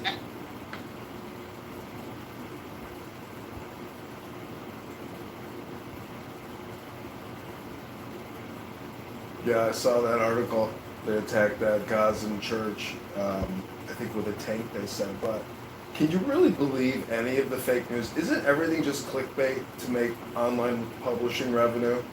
I mean, if the priest is in the back room, putting a bandage on his leg because he's got a nick there and he's bleeding a little bit, he's not in a hospital with like a gaping chest cavity wound. I mean, isn't it all just fake news, Pepe? Or essentially a publishing business. It's clickbait. It's making money. And that's what you're not doing.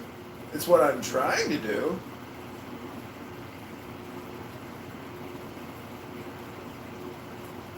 You're just not getting paid for your rooms, Dr. PP.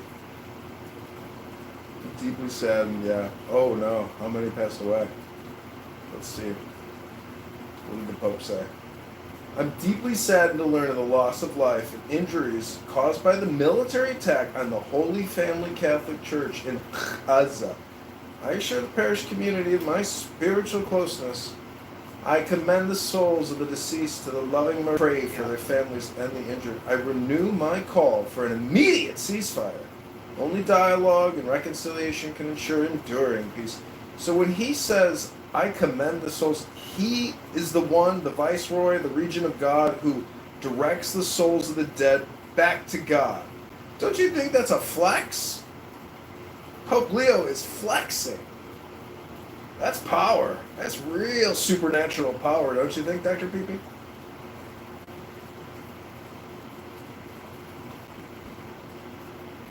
He's like Emperor Palpatine, but from the southwest side of Chicago and a Sox fan. I wonder if he's a Cox fan, too.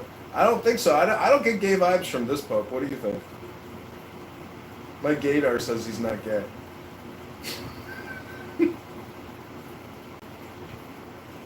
I think he's one of the good ones so far.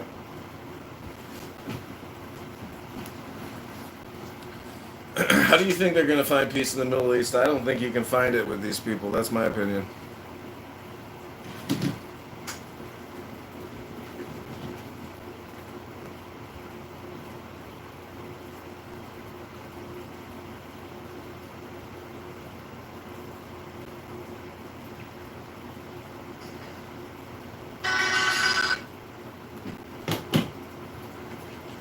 So here I am warming up Dr. Peepee's room like always. He brings me in, he lets me talk my shit, the room grows, and then sooner or later Mon comes in and then they kick me to the goo.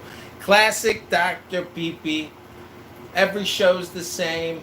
He's a bigot, he's a misogynist, he's a xenophobic, white trash, poor, low IQ Arizonan who got punched 2 times. Oh, he left! Dr. Peepee left. Beaver. Oh, he's back. Yeah, I can hear you. Yeah, I can hear you. I was talking the whole time, and I was like, why is this fucker talking over me nonstop? I was the power of Hashem. He was muting your mic because you create such clickbait bullshit. And you use me to draw in the room. You use my essence to grow your power in the waste of your time this afternoon. But I am going to the gym. In 3 minutes, I got a hard out. I'm going to go work out while you run your room and waste your afternoon. So is it propaganda that the Pope, when the Pope ends up releasing a... Of course it's political propaganda. Oh, yeah, because the Pope, yeah, he's so... I'm not saying I don't dislike... I like this Pope. I told you that my gaydar doesn't go off when I hear this Pope speak. He's from Chicago. There's some good Polacks and some good Catholics that come out of Chicago. Good people. I guess. You guess? The guy seems like a solid guy.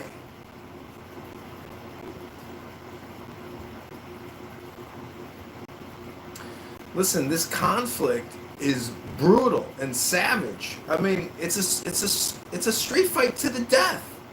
It's a death fight. You know, it's horrific. But guess what? One where they shoot, where they just shoot innocent fucking Christians and kill 2 amazing. Guess what life is like? It's horrifically barbaric. This is reality. Nobody wants it to be so, but welcome to the reality of life. I've read enough history books. It's the history. Shit about, so, well, by using that logic, why should I give a shit about dead Jews then? What I'm trying to say is, I don't think that there will ever be peace because most people are not dedicated or interested in just communication. Too many people literally pick up rifles and helmets and rockets, and there's so much industry behind all this fighting. You can't stop it. It's the genie's out the bag, the cat's out the bottle. War and brutality and savage behavior between humans is a never-ending cycle. It's just, that's life. Welcome to the brutal realities of the animal kingdom.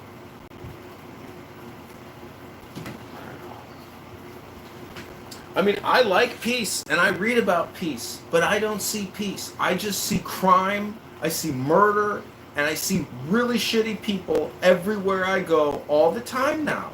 Welcome to reality.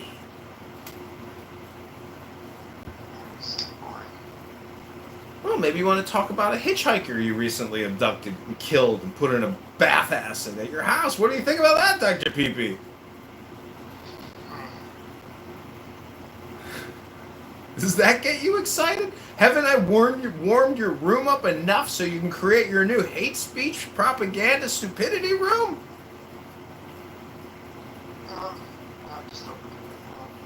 It's just getting started. The waste of your afternoon has just begun, and the liberation of my afternoon will begin soon after you kick me from your stupid room. When was the last time you read a book, you little fucking loser?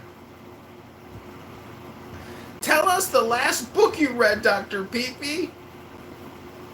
Go ahead. Tell us the last interesting book you read. When was the last time you got through 10 pages in a book, Dr. Peepee? Probably never. It's like you got kicked in a donkey in your face and you got a fucking tumor the size of your schmeckle inside your brain. You're stupid. When was the last time you read a book, stupid? Tell us about the book. Hello, Dr. Peepee. Is anybody home up there? Hello? Anybody home? Or did the boxers that you bash your brain in so bad all you can do is open hate speech content creation rooms? When was the last time you educated yourself or educated somebody else? Hello? Are you just this stupid? You're not even getting paid for what you're doing. You're not even publishing what you're doing. You must have the worst case of stupidity and brain damage I've seen in a long time.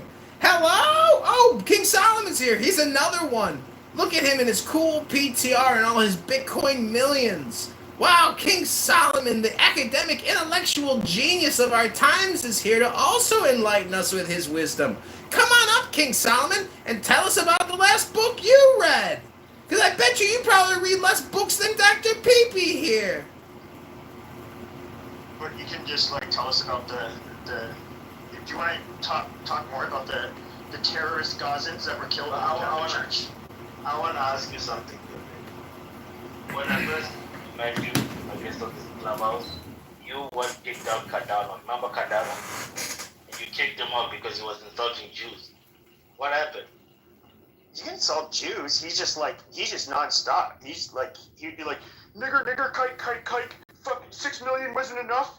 Fuck the Jews. Fuck the niggers. You guys are like, that was his whole thing. It's just like, God damn it. Yeah, but you kicked him because of the Jews. Yes, he used to say the N-word. I mean, that was your rule, right? But like, the problem you had was when he started talking about Jews. So I want to know what really made you flip. What? I'm not attacking Jews. I'm attacking Israel. Come on. Musanda, he attacks everybody all the time.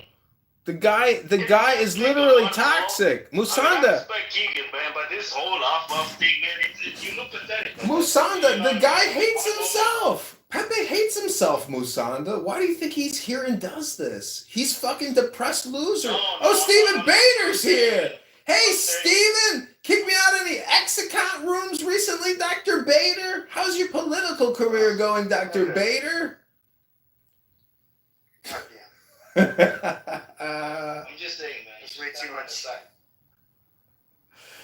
Turn on the side, man. To me, it's almost like you off in and off out. Bader the masturbator. Bader the tater. Bader the clown. Kick Congressman candidate John. Here's another question. I'll actually ask King Solomon this. I was about to go, but I also want to ask you this. Bader the clown. You and I have been in rooms about bad issues and like and what. But I really want to ask this question. We've been in rooms talking about bad issues and mudslide and what, right? But I want to ask you this. We're considering white women. Do you think white women are more likely to abort white babies compared to biracial babies? I have no fucking idea. I'm just asking them for a sense of just a conclusion. I'm trying to make.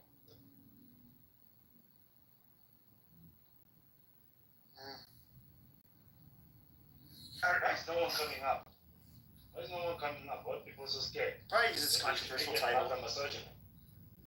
Controversial title. Catholic. And Jews like to whine a lot. They cry. And so. Yeah, but I mean, your other title about women don't deserve jobs. So many men were coming in. I wonder why this one is so controversial. They don't want to come in.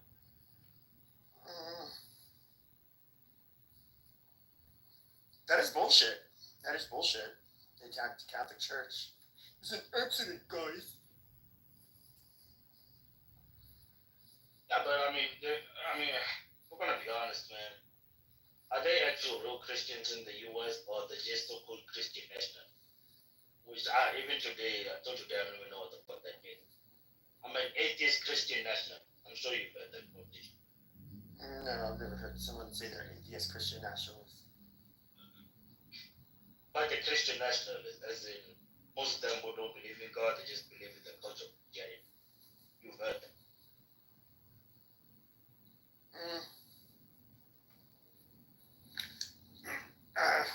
I've heard that, but they're not Christian nationalists.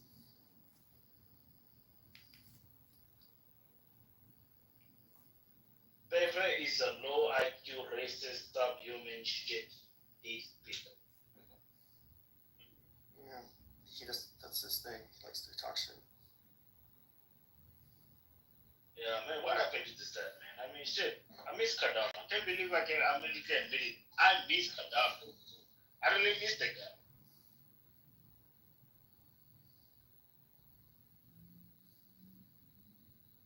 What happened to that pedophile that was always in your room? Eduardo, whatever that name is. What happened to him? Oh, you're talking about Europa? Europa, yeah. What happened? No, he goes by Hermes. Sometimes you see him in other rooms on here.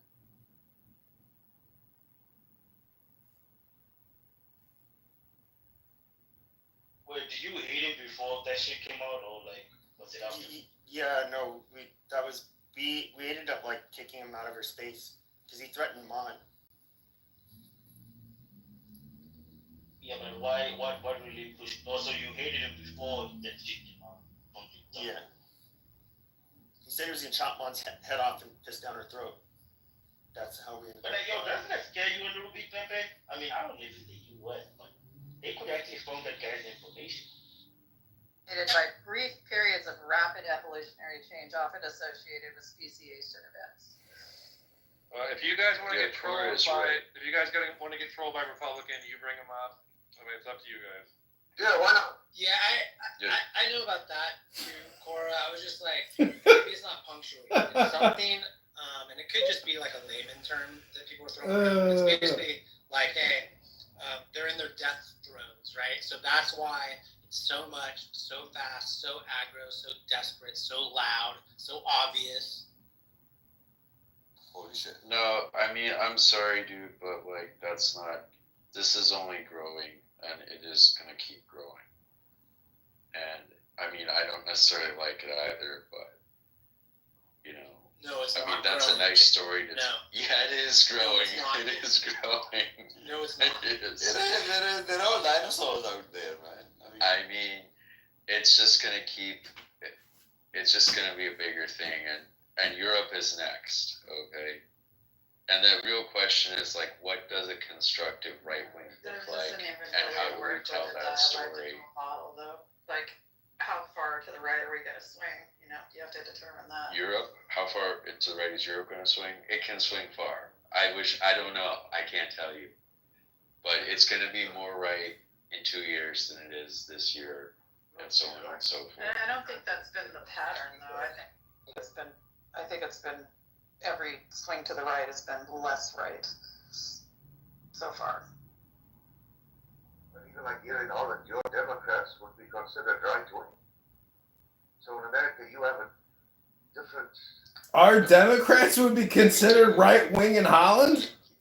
In Holland, yes, but Yeah. James, I mean, the growth of right wing parties in Europe is a real phenomenon.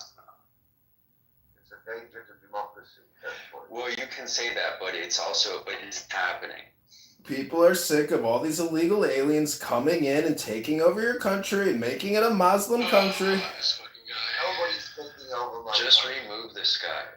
Just remove this guy. All right, give me 60 seconds of your time as I put in the chat, and I will prove to you beyond a reasonable doubt that God exists. I mean, you've disappointed me consistently before this, so I have no reason that today will be any different. Okay, well, you are going to waste 60 seconds of your time on this app listening to me or other people, so just give me 60 seconds. Here we go. Fear not, for I am with you. Be not dismayed, for I am your God. I will strengthen you. I will help you. I will uphold you with my righteous right hand. Just remove this. If we confess our sins, he is faithful and just to forgive us our sins and to cleanse us from all unrighteousness. I will lift up my eyes to the hills, from whence comes my help. My help comes from the Lord who made heaven and earth. What the hell is wrong with Whatever you do, work at it with all your heart, as working for the Lord, not for men, since you know that you will receive an inheritance from the Lord as a reward. I will be a father to you, and you will be my sons and daughters, says the Lord Almighty. For God so loved the world that he gave his one and only Son, that whoever believes in him shall not perish, but have eternal life. The Lord will open the heavens, the storehouse of... I'm literally dying here. I'm literally dying. I'm telling you. Please don't die. Oh, thank you for the 60 seconds. Probably would be dead too. Please don't die on us. Good performance, Congressman. It was a good performance. No way, dude. He's the best. You guys just gotta let him. It's his performance. We give him a performance every day, and he just wants 60 seconds. Just let him have it. Yeah, I really appreciate how he's very polite. He moves himself to the audience on his own.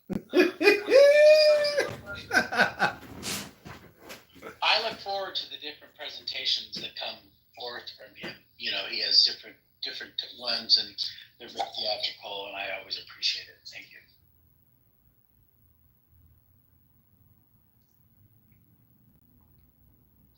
It actually made me happy that is it Jason or the other guy that was all upset, was freaking out that he left. That made me happy because he's a smug prick. Oh shit, really? He was one day when I was talking to this Muslim about like the Quran confirming the previous scriptures, the Torah, the Zabur, and the Injil, and he was like, "That's not what it is." He didn't know anything about it at all, and he just fucking kept coming to this Muslim's defense as if he knew anything about it at all. Dumb fuck. Oh wait. I don't know. Are you still here, Jason? Yes, returned. James, look, it's just the rightward shift of the world is inevitable. We really just need to think about what kind of right wing do we want. Not any right wing. No. No, we need more right wing ideas and beliefs. So, and Europe in particular needs to become like. Policy that you think is good. Yeah. You know what you guys need in Europe? Plastic bags and straws. Straws that are functional. Okay. Functional straws and plastic bags. That'd be a good start. I saw this funny thing on Instagram where it's like Donald Trump was talking about the paper straws and like the Seinfeld music was playing in the background. Well, I mean, have you ever tried to use a paper straw? I recently had to use one. Yeah. I was astonished. They don't work. Fall apart. Yeah. I don't know. It's the stupidest thing.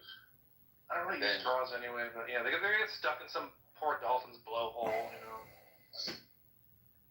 Yeah, or up a turtle's nose. It's sad. Well, that has to do with how you dispose of them, but have functional straws. I mean, these paper straws do not work.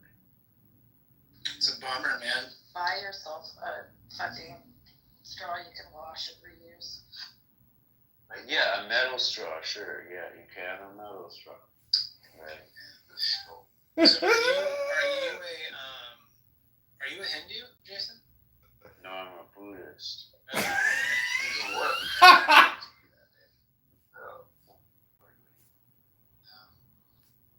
What are you then? Oh, I'm not a religion. I thought so. Just right. Yeah, you were right. You're a good thinker. I mean, we have the avatar of Vishnu on the stage. So. Okay, moderators, as I requested just 30 more seconds of your time, the steps of a man are established by the Lord when he delights in his way. I am the Lord your God, who takes hold of your right hand and says to you, do not fear, I will help you. The Lord God is a sun and shield. The Lord will give grace and glory. No good thing will he withhold from those who walk uprightly. Trust in the Lord with all your heart. Do not depend on your own understanding. Seek his will in all you do, and he will show you which path to take. And see. Awesome, that was great. Thank you for doing that again. I really do like how he is with saints. He holds to his time limits. He puts himself in the audience when he's done. It's really actually it's very diplomatic. I would also like to thank him for using normal John voice. Yeah, he has a nice voice. He can do his shaloi mai. Hello. I freaking hate that. Thanks again, John. You know, it's the heat. Next time, can you read from Aesop's Fables or The Prophet by Khalil Gibran? Thank you.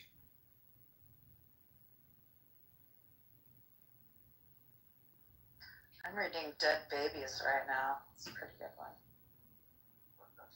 You're eating dead babies? No, I'm reading Dead Babies. It did sort of sound like you said eating dead babies, and I was like, well, what do they taste like? Is that? It seems like not something. God does not laugh at babies who die.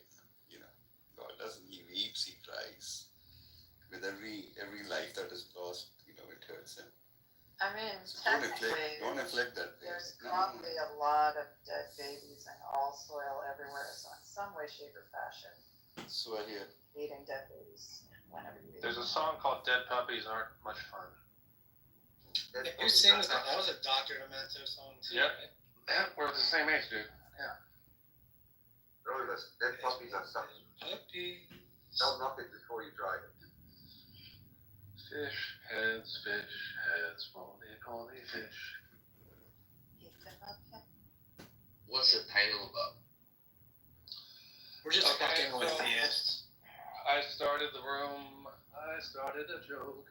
And I was thinking of everyone when they were like, oh, your logical fallacy, this and that. And I'm like, appeal to logic fallacy. Then I was thinking, it does have an application if you are to do with context collapse. Like if you enter a room and there's a conversation going and they're just joking and you take it seriously and start appealing to logic, but they're just trolling, then your appeal to logic is a fallacy. You don't understand the context. And then there's really to talk about the internet and algorithms and Meta and Google and this whole dystopian fucking thing with all of our doom scrolling but then this guy joined and just turned into the usual religion like, I believe in there's the so that's what happened, and now we're here. So it's kind of like free for all. I didn't expect the topic to remain relevant for all this time or anything, so it's fine.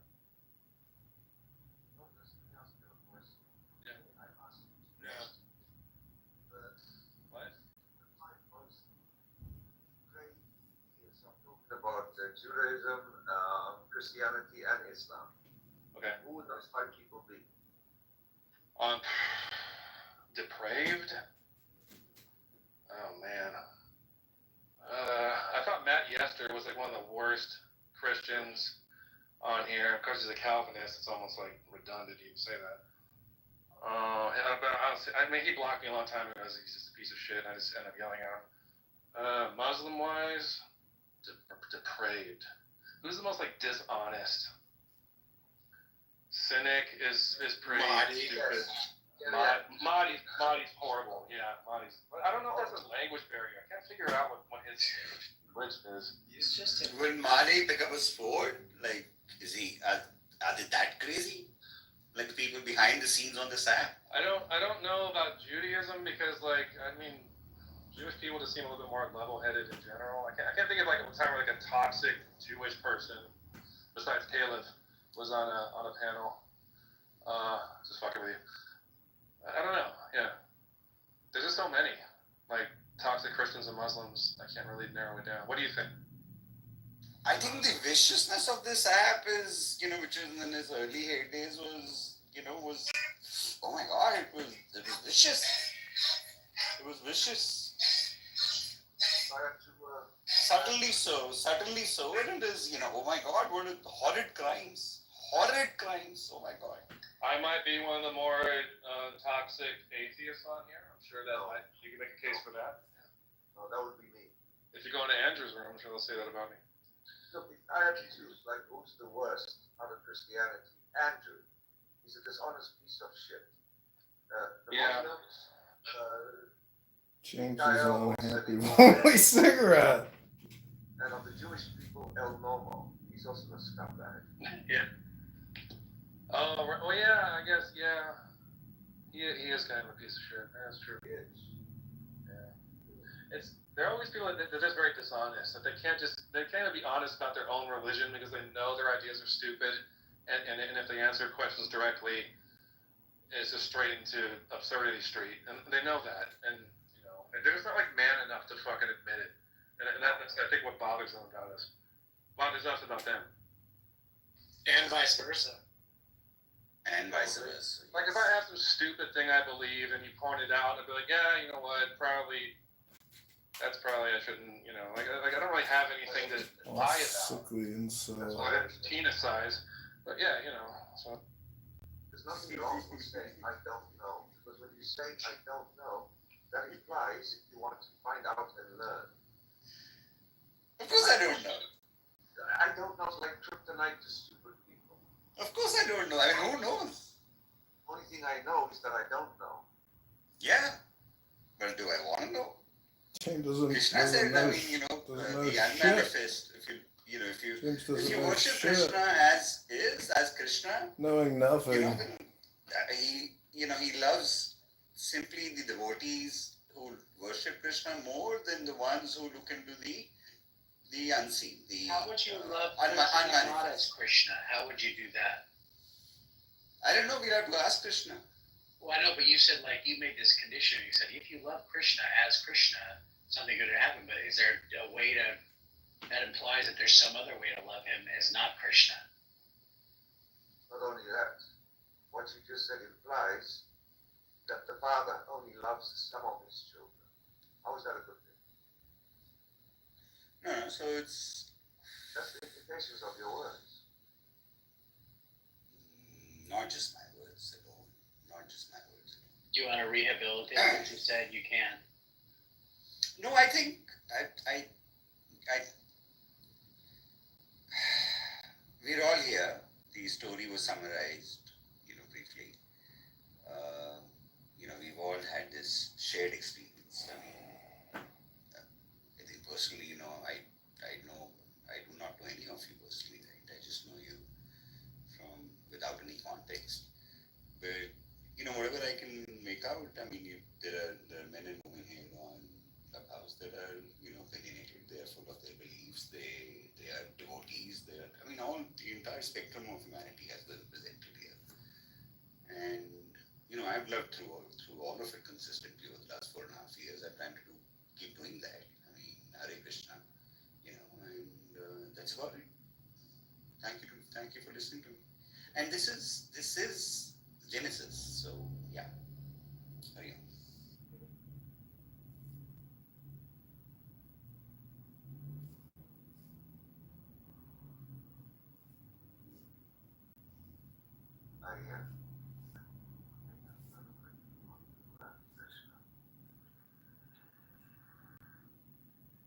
Listen, if you're an atheist, I think you just don't like books, and all you want to do is exchange opinions all the time, and you fail to realize that this is a self-roast room. People come here for catharsis and rarely get it, because most people hate wisdom. If you enjoy wisdom... See, again, it's the same.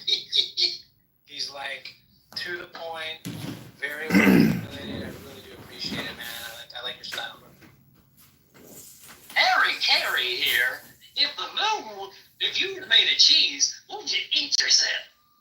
You have to start that with a hey. I do like the fact that I can completely predict what he's going to say, so it kind of establishes the sense of connection with the universe. It's almost really. He's obviously certified.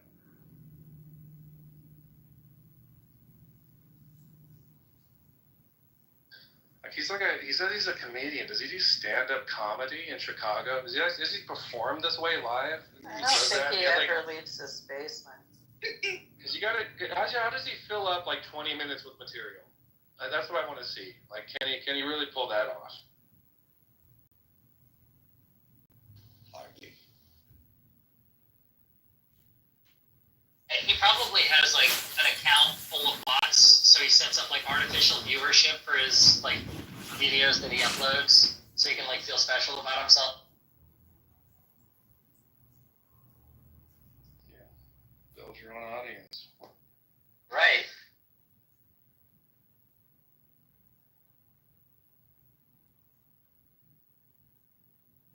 Anywho, what's up, y'all newbies to the panel?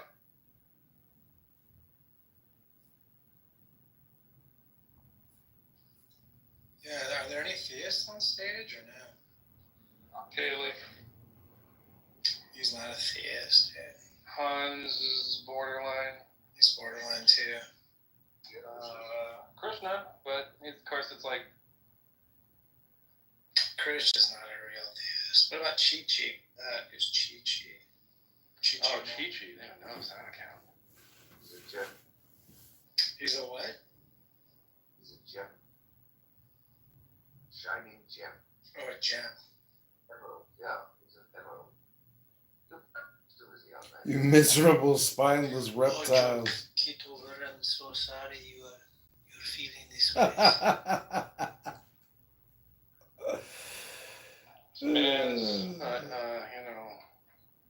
Inhumanity to man, or whatever it is, John. Sorry.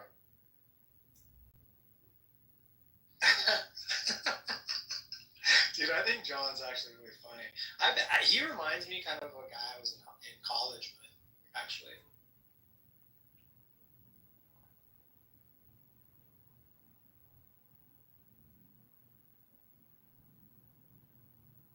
Kitover's too much, too quick.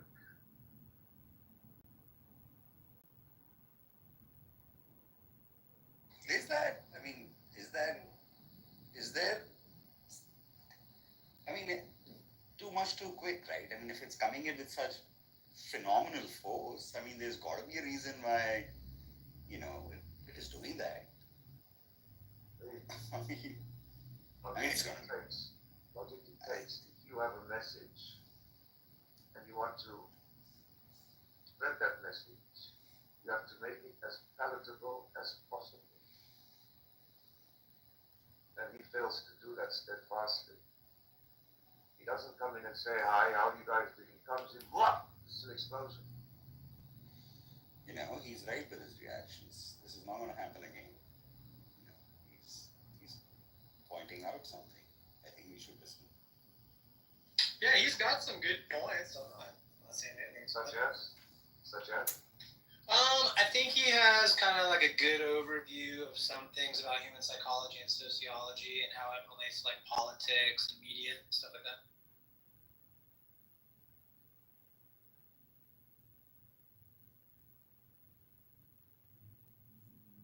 And he's fairly well read apparently. He's always talking about reading books, and it seems like he's read a lot of books. So I mean, that's more than I can say. I haven't read a lot of books. Maybe you might not have read as much as he is, or he has, but I know you're much smarter than he is. So, reading books is not the end-all, be-all. Because a lot of people read books, but unfortunately, stupid people prefer reading books they don't understand. And the reason why they don't understand it, want to do the legwork. It's like building a house. The house looks beautiful, but a house is only as good as its foundation. And then ChatGPT, instead of helping people get smarter, it's making people get lazier. And it's not teaching them. When you give somebody an answer to a question, you're not teaching them anything.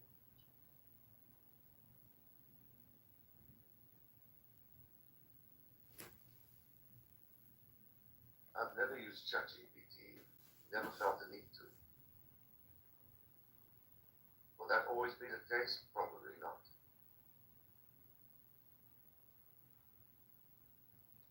I mean, it's a great tool to learn something. Like if I don't understand something, I'm like, hey, ChatGPT, I don't understand this subject. Can you dumb it down for me? And it does a pretty good job. Sure. You know, like I was born in the '60s, so we didn't have internet or Google, so I had to read books. And the funny thing is, I'm 60 years old, and I can still remember a lot of the books that I read growing up. That shit stays for you forever. By the way, I have Andrew blocked, so he can't come in here. Please. I want to shut up Andy, but I didn't need that. I found out recently that he's blocked me. So Andrew blocked me after we had no disagreement, nothing. I don't really interact with him, and it's all because it's all because of all that drama. Like he's like, I'm like, really? You're getting involved in that? It's such a beta male. It's like, what? Yeah, Albedo was the one. I like Albedo, but at the same time, I don't agree with what he did. He came into the room and blasted you in front of everybody in the room and asked everybody to block you in the room. Was this recently? Yeah, this was about a month ago, roughly. Right. No, I know that because he's trying to get all involved in my relationship with the woman on here. It's the weirdest fucking simping behavior I've ever. It's just crazy. And so it's like, and now I see whoever's like falling for that bullshit. It's just like, oh, I see. Like you're a fucking cuck. That's what you people are. You know, it's just bonkers that like no one should care. It's just be like, okay, whatever. The moral of the story is, Roybus, what people don't hear and what people don't see, they cannot talk about. You know, the worst thing you can do is, expose your business, because there's people on this app that live. No, I know. I did that because of her actions. Like, not to get into it, but I'm saying, like, I know exactly what was going to happen, and she could have avoided the whole thing, but because she's like, I don't know where her fucking brain is at. But anyway, not to go into it, but yeah, it's just funny how it all worked out. It kind of shows me what people are made of, and I kind of already had an idea, so it just reinforces my fucking misanthropy, to be honest. It's all good. I'm just sorry that you had to go down that path, because you're Me too. A guy, Ella. I had no interest in talking about any of this shit, to be honest. I did not. I didn't want to do it. When you said that you did, I was shocked. That somebody else said that about you. I would have never believed that, but it came out of your own. I have to tell you, when you told me, I was a bit disappointed for a tad or two. I'm not gonna lie. Oh yeah, me too. I mean, me too. I feel not bad for her. I don't really give a shit, but it's just like, yeah. Yeah, for me. But like, for you, I feel bad. Anyway, so if you hear anything about me and you want to clarify anything, I will answer whatever you want to know, honestly. Just go ahead and ask me. Like, I'm an open door. I have no reason to be weird about it. But if you want to get caught up in their whole poisoning the well and making up shit about me, go ahead. So it kind of tells me who you are. Not you, but I mean like in general. It lets me know. So it's fine. I would never in 10,000 years ask you, so what's up with you? And we know the person. Who are you? The only people that really know anything about it, James, are me and Cora. Yeah. The only people that actually know the situation. So it's like, get it from the source or get it from gossip. Whatever you want to do. Honest with you, I've never heard Albedo mention your name. And this whole saga, I'm even shocked that it even goes deeper than I thought it did. But he's never said a bad word about you in front of me now. Yeah. He probably knows you and I are friends, that's why he wouldn't do it. Well, yeah, he wants to poison the well, that's all it is, because and the reason why is like even more disturbing. It's like, why did the question you should ask is, why does he care? That's the funny thing. Why would someone get involved in someone else's thing? Like why would someone do that? If I found out that you were involved with someone and I got like really involved in it and mad about it, it's like, this is weird. This says a lot about Albedo and his, I don't know what, sheltered existence, his lack of whatever. I just don't understand people like that. But yeah, if you want to make me into a bad guy, that's really easy to do. It's easy to make me into a monster because I play into it. You know what it is, brother? You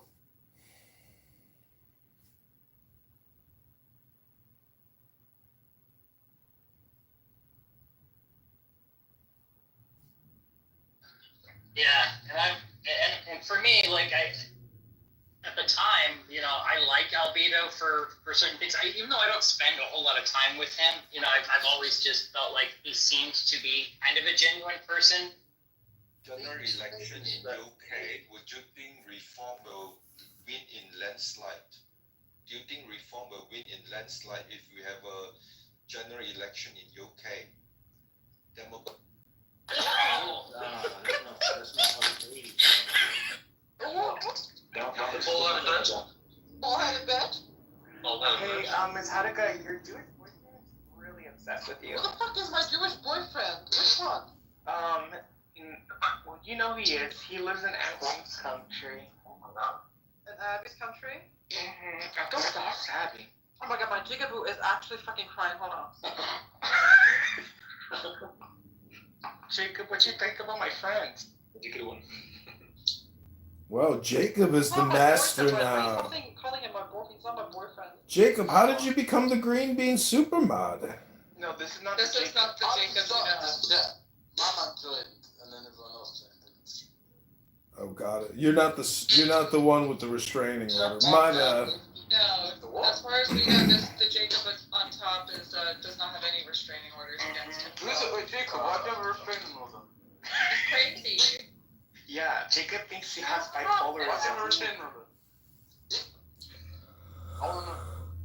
Jacob, what the fuck is farting, bro? Must be Kim Hardy. Man, who's bringing his iPhone 13 in near his ass and farting, man? That's a monster. Oh my god. This guy sounds like a Mexican. Excuse me, bitch? I'm not Mexican, but I'm Mexican. Shit, no, he's definitely like a Mexican-Russian. Do not insult my ethnicity. Well, your ethnicity is being wet. Heck yeah. Damn. I'm from Palestine.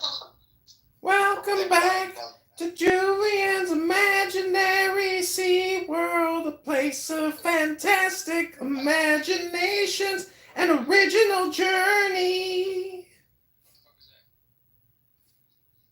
Let's go gambling. That's the national anthem. That's Kanye West. Wait, who's that guy in the pictures? That's the Mulligan.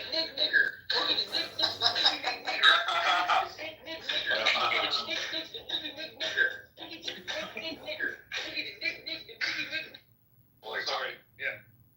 So I was in the room and I was listening to these cucks talking about, how big their biceps were, blah, blah, blah, and I pushed this and I squat that. And I forgot, I said something to someone. And I got booted. Yeah. So all I moved to the audience.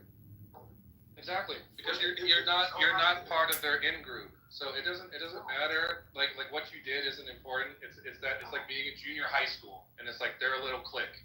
That's all it is, man. Yeah. It is. But, like in that group, who the useful idiot is Converse. He thinks they're talking to him because they respect him and like him. He's like Tom Rabbit's John Lee.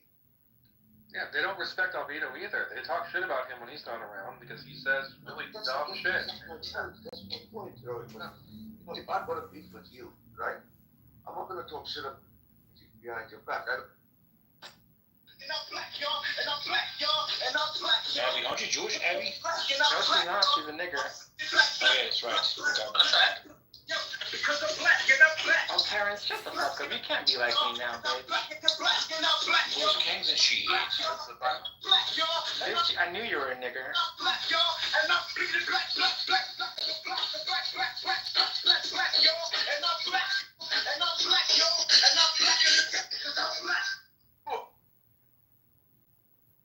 Oh my god, Rami, why do you have jazz in your PTR? That was a great song.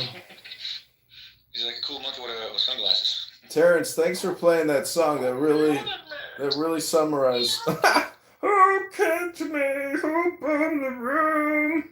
Shut up, Law. Who mounted Abby? Abby, put me down. the room. Take that. Shut up, bro. Zach, I mean, orgasm. Jacob, mod the room. Mod me. No, not me. Mod me. I want Taco Bell. Mom, I want Taco Bell for dinner. There's too much Jews in here. Get out of here, man. Shit, I'm fucking evil.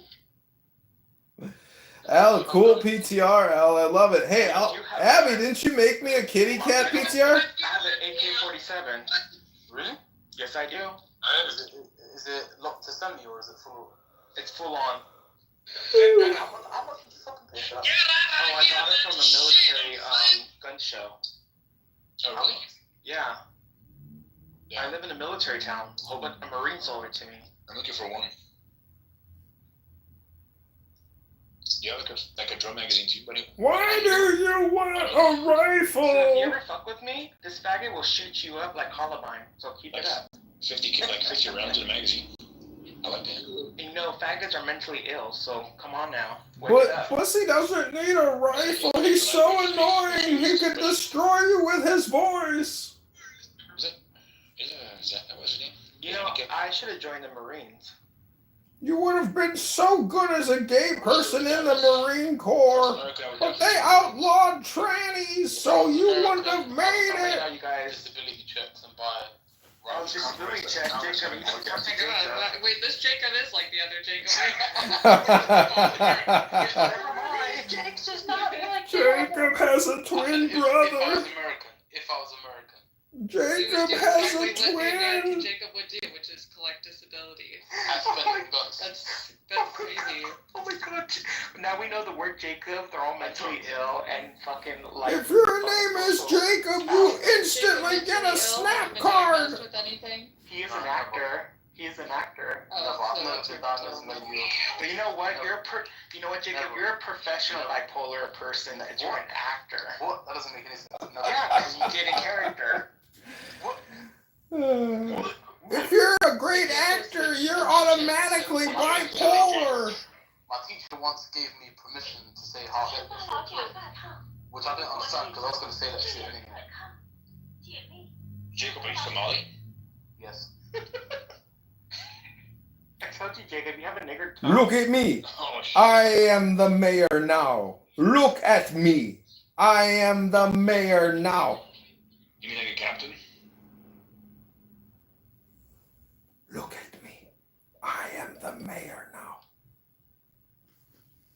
I am the captain now. Jacob, are you from Mogadishu? From where? Mogadishu. I don't know what the fuck that is. Oh, that's the capital of Somalia. Somaliland. Yeah, I ain't good with geography. Oh, okay. Look at me. Look at me. Look at me, brother. I am the mayor now. I'm a proud white man. Okay. You're not a colonizer. Look at me now. I am the mayor now. Give me your cock, fucking suck on something. I'm a pimp.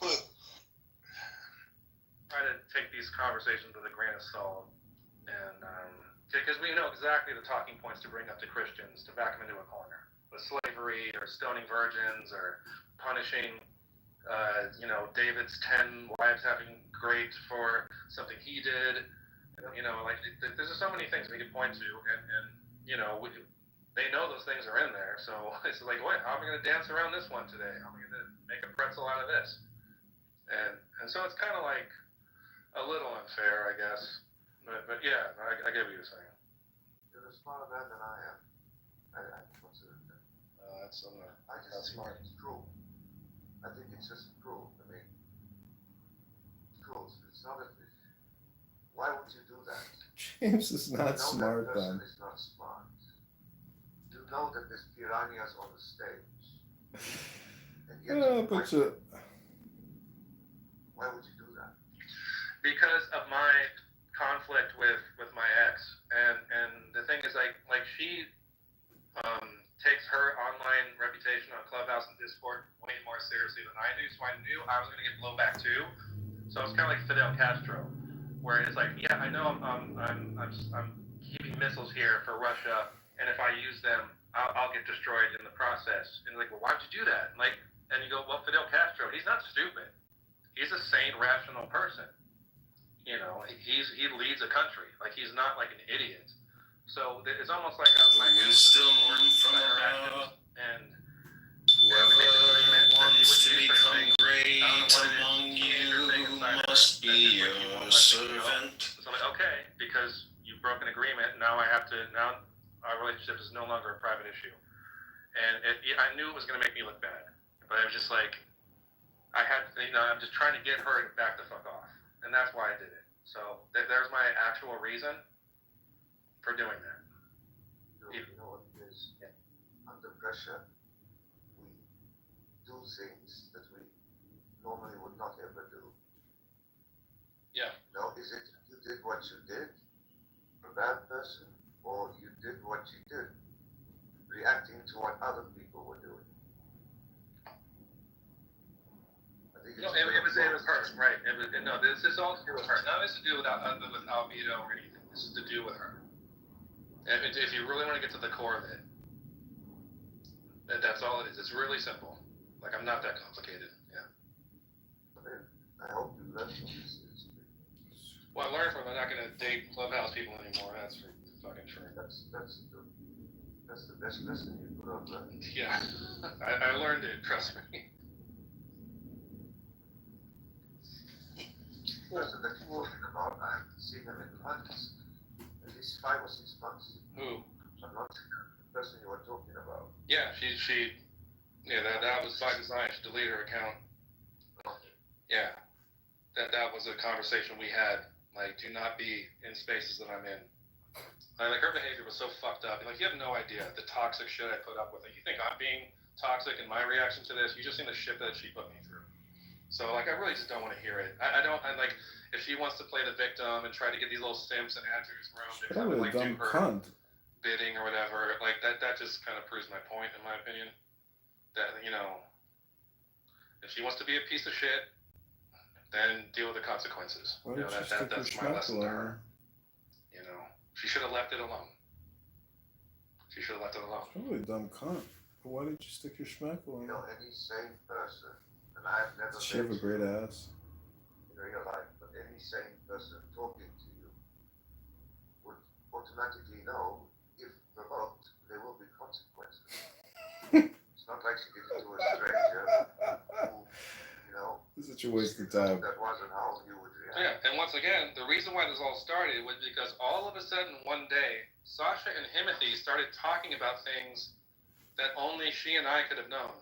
Unless she started talking about, gossiping about it to people on, direct messages on Clubhouse. So I was like, Oh, this is too funny. and it was like, what do you mean? Why are you accusing me of these things? I'm like, how would you even know that? Then I realized that she was starting to try to triangulate against me. And Cora remembers this, and so I'm like, okay, you want to do this?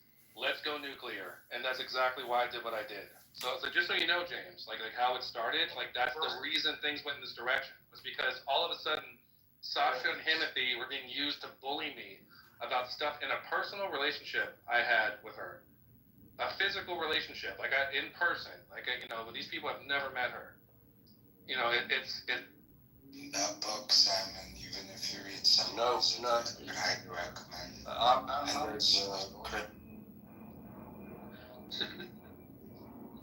Welcome back to Julian Sea World, a place of fantastical imagination and epic journeys and voyages, where you can waste your life talking about nothing for years on end.